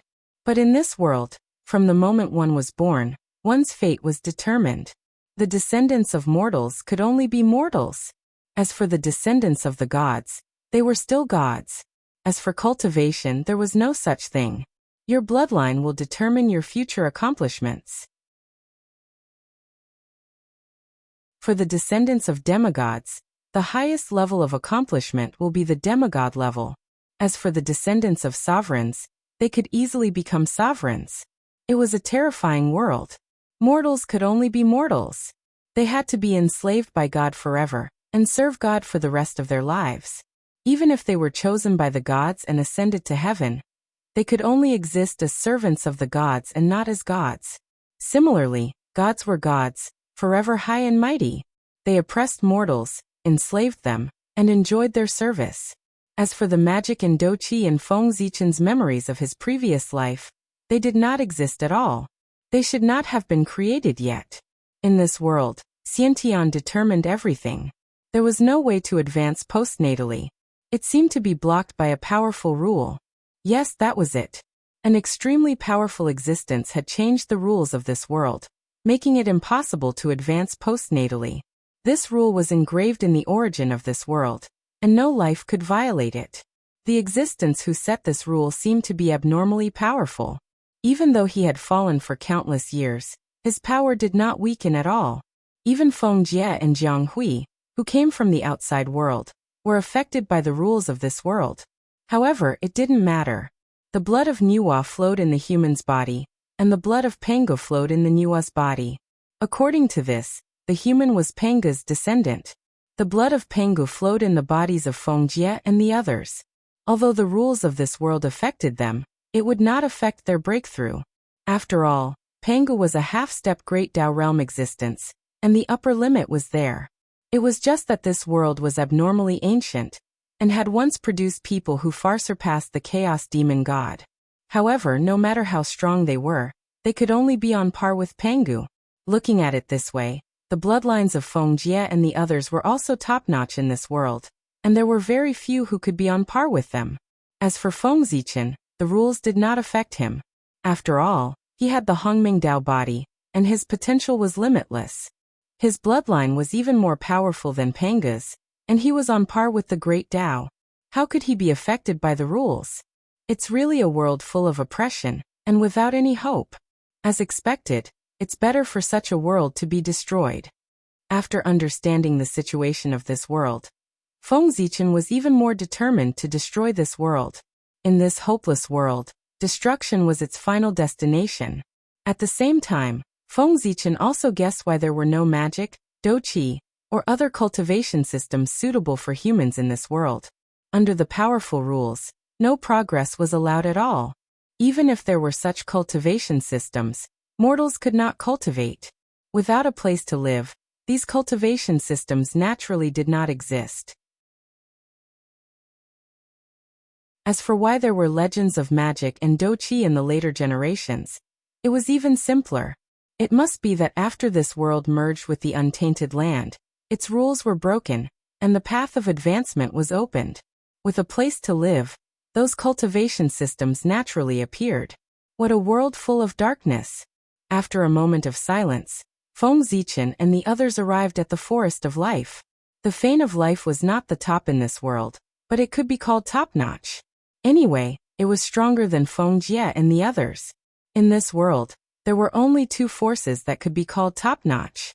One was heaven, which believed in God, and the other was the Church of Truth, which believed in the truth. In the past, there was the Fane of Destiny in this world. It was the top force in this world, and it deserved to be called the Overlord. Heaven and the Church of Truth were all ants in front of it. Unfortunately, the Fane of Destiny was destroyed by the Samsara tribulation, and completely turned into ashes. That was how the God of Truth and God of God rose.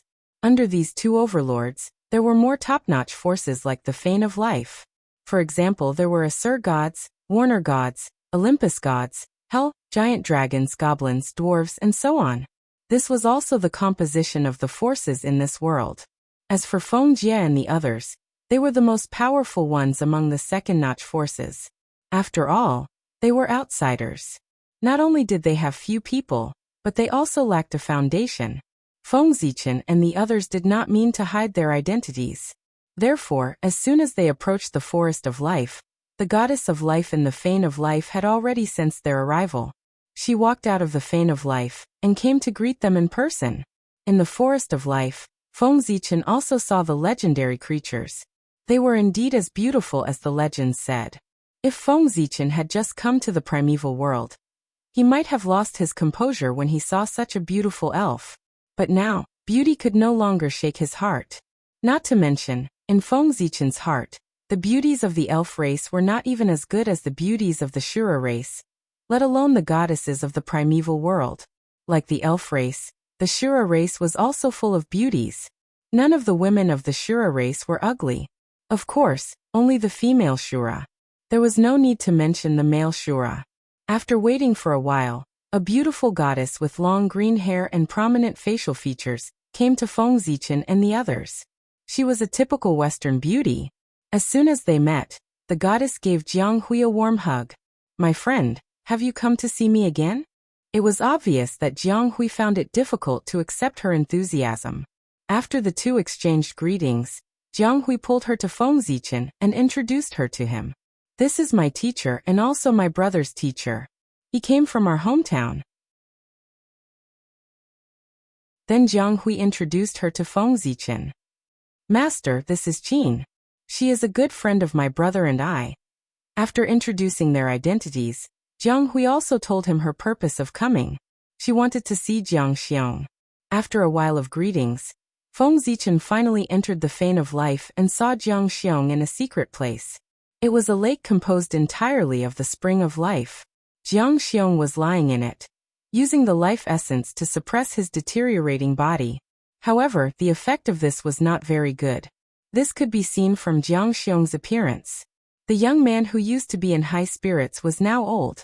He looked like a centenarian, and there was a decaying smell on his body. This was a sign that he was about to fall. Feng Zichen already knew how Jiang Xiong was injured. To be precise, Jiang Xiong was not injured. He only chose to break through to the Sage-to-Be realm to save Jiang Hui. In this way, he successfully killed a strong enemy, but because of the breakthrough, he was eroded by the gas of the end and gradually decayed. The Spring of Life in the Fane of Life had a suppressive effect on the gas of the end. Therefore, Jiang Hui sent Jiang Xiong here. A secret method to seal his life? Seeing Jiang Xiong's motionless appearance, Feng Zichen naturally recognized that he had used a secret method to seal his true spirit to avoid the erosion of the gas of the end. Under this secret method, Jiang Xiong looked like a rotten tree. In fact, with the Spring of Life, he could definitely survive for tens of millions of years. The price was that he would fall into a deep sleep as if he was completely dead. Stupid idea. Feng Zichen commented on Jiang Xiong's choice. If he encountered such a situation, his first choice would be to abandon his physical body, true spirit, cultivation, and even everything, leaving only one thought. By doing so, he could escape with his life, but his cultivation would be gone, and he would have to cultivate from the beginning. The so-called Daoyuo Jingxian was a joke in front of the gas of the end. He was someone who could even extinguish one's cultivation. He could even kill the primordial chaos Daoyuo Jingxian. So what if he dropped his realm? However, although cultivation was important, it was obviously not as important as life. He could cultivate again if his cultivation was gone, but if he lost his life, it would really be gone. Therefore, Feng Zichen said that Jiang Xiong was stupid and did not know how to choose. This was easy for him to say. How could he give up billions of years of cultivation so easily? Jiang Xiong, wake up. Feng Zichen stepped forward gently and used a magical power to wake Jiang Xiong up. The next moment, the sleeping Jiang Xiong opened his eyes. At first, he was confused for a moment. Then he saw Feng Zichen. Excitement flashed in his eyes. Jiang Xiong struggled to get up and saluted Feng Zichen.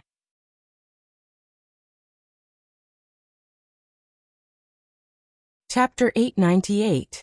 Feng Zichen stepped forward and held Jiang Xiong down. Don't move. Let me heal you first. As he spoke, the Hongming qi around Feng Zichen surged and poured into Jiang Xiong's body. Obviously, Feng Zichen wanted to use his own Hongming qi to wash away the qi of termination in Jiang Xiong's body. Feng Zichen had already tested it before. As long as there was enough Hongming qi, which was several times more than the qi of termination, it could definitely wipe out the qi of termination. Rumble. Hongming qi surged out of Feng Zichen's body. It was like a great river, mighty and endless. It washed over Jiang Xiong's body again and again, wiping out the qi of termination in his body. However, although the momentum was great, the effect was not obvious. Jiang Xiong was already in the realm of sage to be. He was one level higher than Feng Zichen's Hongming incarnation. Therefore, the spiritual power in Jiang Xiong's body was far more vast than Feng Zichen had imagined. His plan to use the amount of Hongming qi to wipe out the qi of termination in Jiang Xiong's body was obviously not going to work. This was because the qi of termination in Jiang Xiong's body was much more than Feng Zichen had imagined. It was far more vast than the Hongming qi in Feng Zichen's body. Fortunately, although there was a lot of qi of termination, it was a rootless source. Every bit that was wiped out was a bit less. However, Feng Zichen's Hongming qi was endless. As time passed, it could always wipe out the qi of termination. Time flew.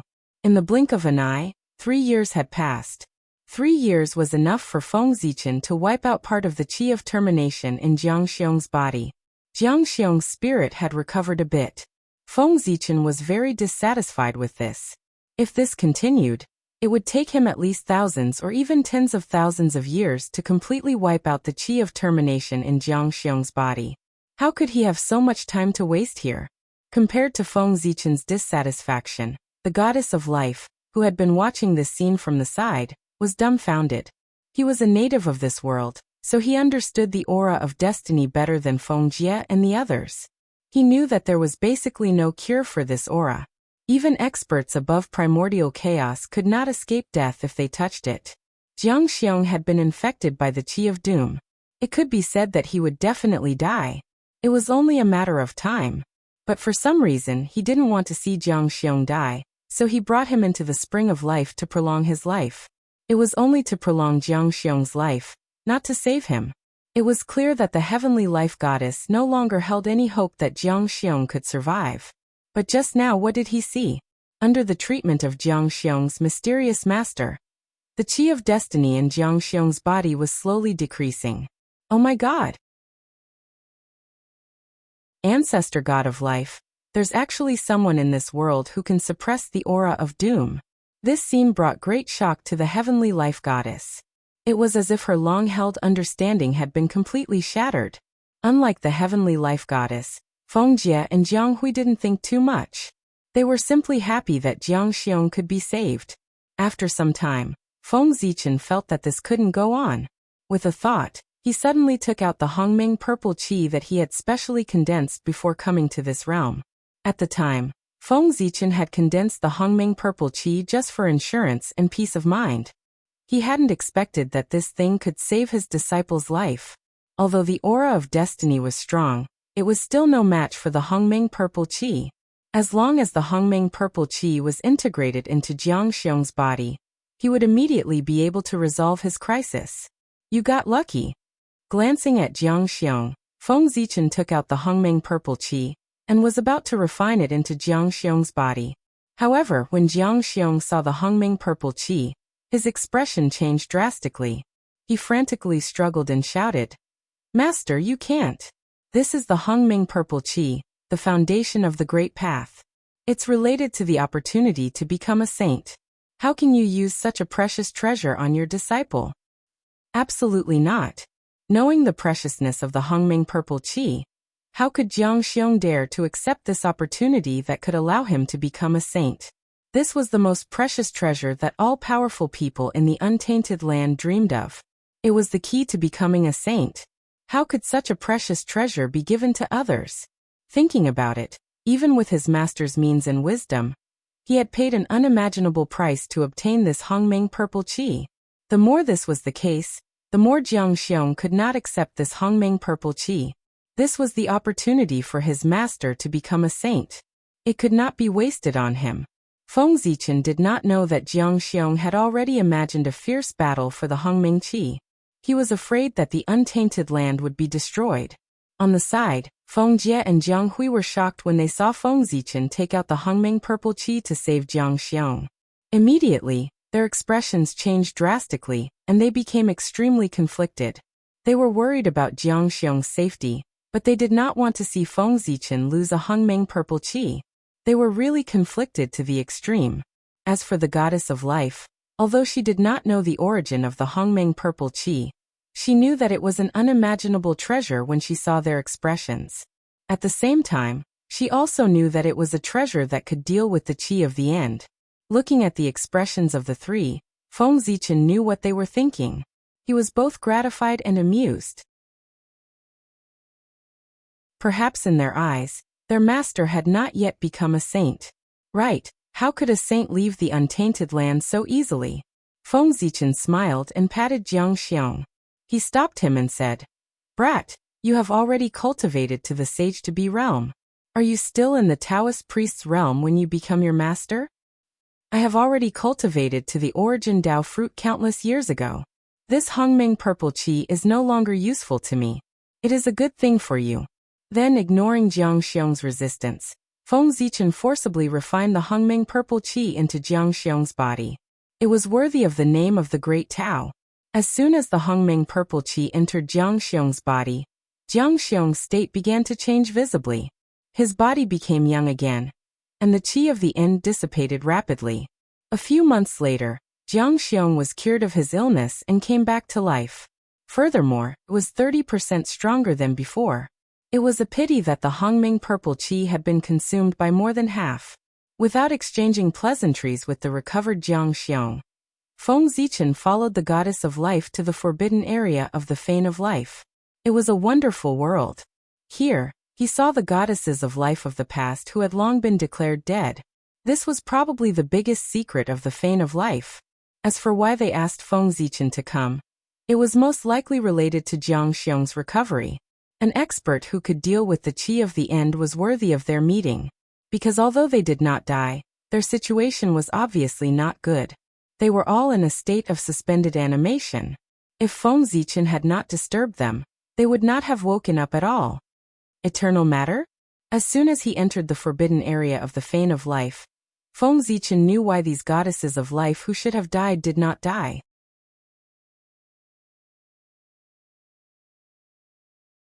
Chapter 899. Everything was related to the eternal matter here. That's right. Feng Zichen felt the existence of some eternal matter in the forbidden area of the Temple of Life. Although it wasn't much, it was enough to suppress the qi of destiny in the bodies of the living beings here. Suppressing but not solving, it showed the lack of eternal matter here. An old voice suddenly sounded in Feng Zichen's ears. "Expert from another world, the Temple of Life welcomes you." Feng Zichen looked up and saw 3 old men, all of whom were sage-to-be, lying quietly in 3 wooden coffins. Those wooden coffins, instead of responding to the voice that suddenly appeared, Feng Zichen focused his gaze on the 3 wooden coffins. The eternal matter here was emitted from the wooden coffins. The world tree. That's right, the 3 wooden coffins were made of the branches of the world tree. Feng Zichen had been with the world tree all year round, so he couldn't be wrong about its aura. It wasn't the world tree of this reincarnation, but the one from the previous reincarnation. Its strength was far superior to Feng Zichen's world tree. Even if it couldn't be compared to Pengu, it wasn't far behind, as it had also reached the half-step eternal realm. But such an existence still fell in the reincarnation tribulation. His eyes flickered for a moment, and Feng Zichen finally recovered from the shock. He greeted the 3 people in the coffins. "Poor Wei Pengu, Zichen clan from the Eldritch world. Greetings, fellow Taoists." Feng Zichen was not surprised that the 3 of them were able to see through his background. His aura was incompatible with this world. Anyone who wasn't blind could see that he wasn't from this world. The Eldritch world, a world I've never heard of. After sighing, the old voice continued. When fellow cultivator Zichen came in, He focused his gaze on the ancestral tree. There was a sense of familiarity in his eyes. Could it be that you know the ancestral tree? Feng Zichen nodded and replied. It is indeed familiar. There is a divine tree in the primordial era that is very similar to your world ancestral tree. However, cultivators in my world call it the world tree. World tree? The ancient voice paused for a moment before continuing. My world was created by the ancestral tree. Therefore, it can also be called the world tree. At this point, the old voice suddenly began to recount the history of the world. Countless eons ago, the ancestral tree took root in the chaos. As its roots spread out, it created this world. As the ancestral tree grew, this world grew larger and larger. The founder of the Temple of Life, the first god of life, was a being born of the ancestral wood. Most of the founders of the other clans were the same. They were all born of the ancestral tree. However, there were some creatures that were exceptions. They were born in the chaos and first lived under the ancestral tree. However, as this world was created, they naturally became the creatures of this world. There was no impatience on Feng Zichen's face. Instead, he was interested as he listened to the history of this world. These were all things that he did not know. It was also the past of the previous reincarnation. Of course, he was curious. After an unknown period of time, the old voice finally finished talking about the history of this world and stopped. At the same time, a gaze fell on Feng Zichen, as if anticipating something. Just as Feng Zichen was curious about the history of this world, the people of this world were also curious about the history of the Eldritch world. There was nothing to hide. Feng Zichen said directly, compared to your world, the Eldritch world does not have such a long history. It was born in this samsara tribulation, and was formed by the great god Pangu splitting the chaos. Splitting the chaos? The voice was a little excited. He exclaimed, what a terrifying expert. He can even split the chaos. Nodding, Feng Zichen said in agreement. The great god Pangu is indeed very strong. He can be called the most powerful person in the chaos. He is the strongest existence under the great Tao. He is one step away from entering the eternal realm. This was clearly telling the other party that there was a supreme expert in the Eldritch world. If he had any thoughts that he should not have, he should get rid of them as soon as possible. Hearing this, the other party was speechless for a long time. After a long while he said, with such an expert in the Eldritch world, can he solve the hidden dangers of our world? Feng Zichen shook his head and said, no, your world has been destroyed long ago. It is just relying on the eternal substance to barely survive. Unless the great Tao personally intervenes, it is useless for anyone to come. The other party was not disappointed. Obviously, he already knew the answer. He just continued to ask, then, do you have the ability to solve the hidden dangers in our bodies? This time, Feng Zichen did not disappoint them. He nodded and said, if you pay a huge price, you can indeed get rid of the hidden dangers in your bodies. You should have seen it just now. It is the power that the poor Wei used to save her disciple. It is called the Hongming Purple Qi. It is the foundation of the great Tao. It is the most precious treasure in the world. Even the Qi of the end cannot damage it at all. After chatting for a long time, they finally got to the point. The reason why the three former life goddesses called Feng Zichen over was not because of the Hongming Qi in his hands. Although the coffin made by the world tree could suppress the Qi of the end in their bodies, it could not solve the hidden dangers in their bodies. Otherwise, they would not be aging day by day. After a long time, they would also die. Therefore, they had their eyes on Feng Zichen. They wanted to ask for a wisp of Hongming Purple Qi from him to solve their hidden dangers. Another old voice sounded. It directly asked Feng Zichen, do you have any other Hongming Purple Qi in your hands? It was time for the transaction. Feng Zichen said, poor Wei does not have any Hongming Purple Qi in her hands for the time being. However, she has a lot in the untainted land. If you can take out suitable treasures, poor Wei is willing to be the middleman, and exchange for 3 wisps of Hongming Purple Qi for you. Feng Zichen did not lack Hongming Purple Qi. Every 1,000,000 years, he could create a wisp of Hongming Purple Qi. After a moment of silence, another voice said, Fellow, if the temple of life leaves this world, will the untainted land accept it? Hearing this, Feng Zichen did not answer immediately. Instead, he began to think seriously. It was not a big deal to let the temple of life join the untainted land. However, why? You are an outsider. Firstly, you have no merit. Secondly, you have no contribution. What right do you have to enter the untainted land? What right do you have to join the untainted land? Therefore, after a moment of silence, Feng Zichen shook his head and refused. I'm afraid that's not possible. Moreover, even if Poor Wei agrees, it's useless. I'm not the only one who has the final say in the untainted land. Feng Zichen lied. He, who was about to become a celestial emperor, was actually qualified to let the Temple of Life join the untainted land. It was just an outsider. If he joined the untainted land as his vassal, no one would refuse him.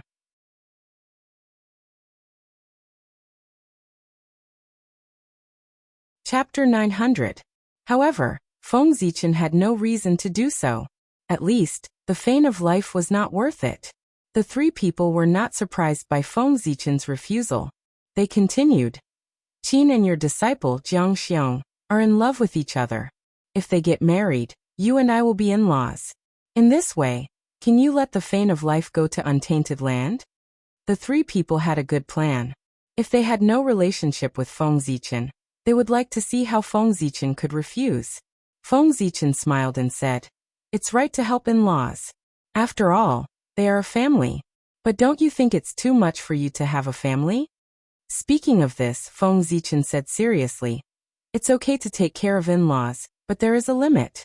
If Qin and my disciple get married, they can be regarded as people of untainted land. In this way, the Poor Wei can make the decision to bring her immediate family into untainted land. As for the rest, the Poor Wei can't do anything. Another voice came from the void with a little helplessness. You are right. This request is indeed too much. However, the three people obviously did not give up the opportunity to enter untainted land. They continued. If we can give you a benefit, can you let us integrate into untainted land? This time, Feng Zichen did not rush to refuse. Instead, he asked, what is the benefit? Tell me. If it's really valuable, the Poor Wei still has some face in untainted land. Hearing this, the voice was silent for a moment before continuing to speak. However, he did not answer Feng Zichen's question. Instead, he asked him, do you know why my world has not been destroyed in this situation? Hearing this, Feng Zichen's heart moved. Did he ask this question because he knew where the eternal substance was? Thinking of this, Feng Zichen suddenly became excited, but his expression did not change. He replied in a normal tone. Of course I know. Your world should have eternal matter. It is this thing that maintains the existence of this world, preventing it from being destroyed by the gas of the end. From the void of space, the voice replied. That is indeed the case. Within the world's origin, there exists a mysterious purple light, and it is because of its existence that our world is able to exist for so long. Speaking of this, the voice paused, and then said what he wanted to hear in Feng Zichen's excitement. The benefits we want to give you are related to this. If you are willing to help us integrate into the untainted land, we will tell you where the origin of heaven and earth is. The eternal substance was Feng Zichen's goal here. The life goddess was willing to make a deal with him with the whereabouts of the eternal substance. One could imagine how excited Feng Zichen was. Before entering this world, Feng Zichen had used countless methods to try to find the whereabouts of the origin of this world. Unfortunately, without exception, he had failed. The origin of this world had been hidden by someone with great magic. No matter how hard Feng Zichen searched, he could not find it.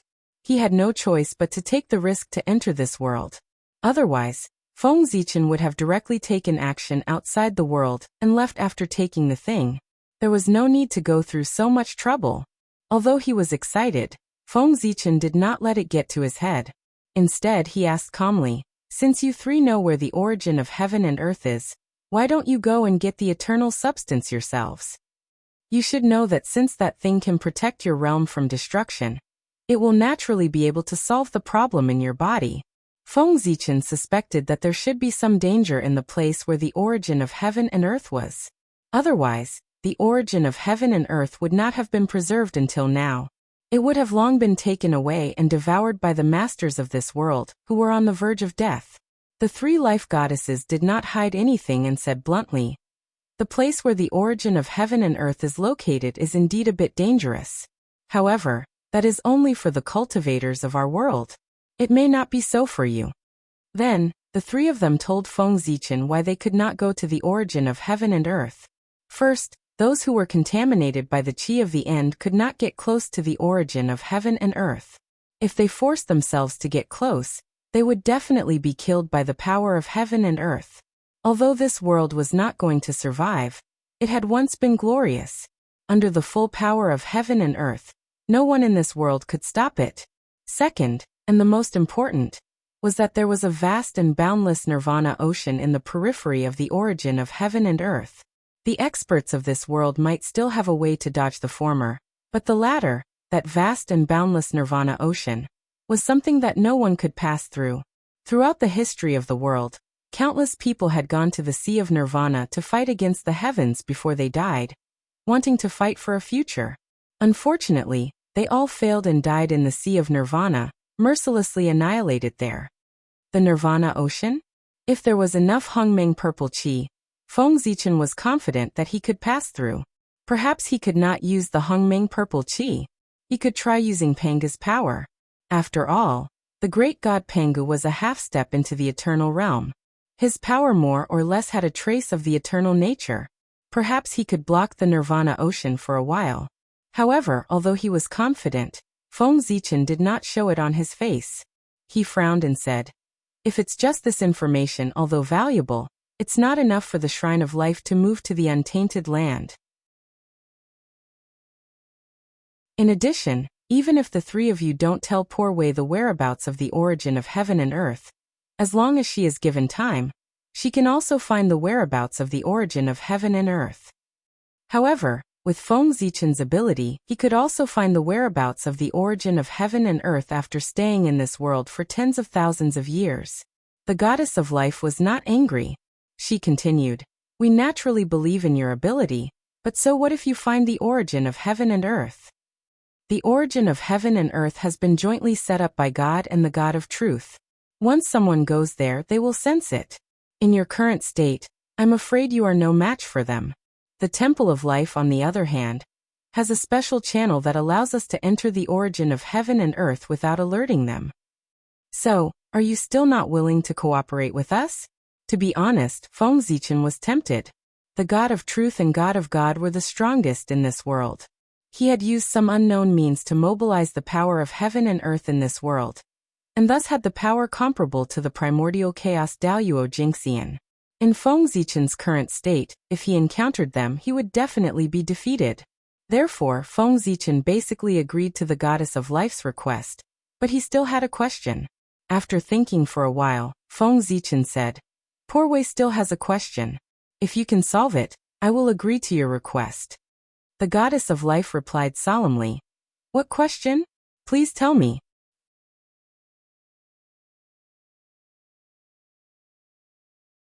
Chapter 901. If the Poor Wei takes away the eternal substance, this world will inevitably be destroyed. Do you guys really not care at all? This was what Feng Zichen was most confused about. After all, this was the world that gave birth to them. If it was destroyed just like that, would their hearts really not be affected at all? At this time, the helpless voice of the Life Goddess sounded, "Fellow Taoist, if you stay in this world for millions of years, you will also be like us, wishing for it to be destroyed immediately." After hearing what she said, Feng Zichen understood a little. These three were probably tortured by the environment of this world. No matter how deep their feelings were, it was difficult to resist such erosion. Not to mention that going to the untainted land could let them live. People, no matter how high their cultivation was, were all selfish. Then another voice said, "As for the creatures of this world, since the beginning of our world, there have been more than hundreds of millions of races. Now there are only so many left. Fellow Taoist, do you think this is all a natural disaster? In order to compete for the resources of this world, our world has been in constant war all year round. It can be said that there is a deep blood feud between the races. If they all die in this world, it can be considered as revenge for our ancestors. Feng Zichen had nothing to say. The life goddess really had no place to stay in this world. Thinking about it, if Feng Zichen was born in this world, he would also find a way to leave. Nodding, Feng Zichen said, "Poor Wei already knows what you want. In the untainted land, Poor Wei will also be responsible for the arrangements. But how to cut off the connection with this world is your own business. Poor Wei has no ability to intervene. Heaven and earth gave birth to you and raised you. Now that it is dying, you want to leave just like that. How can there be such a good thing?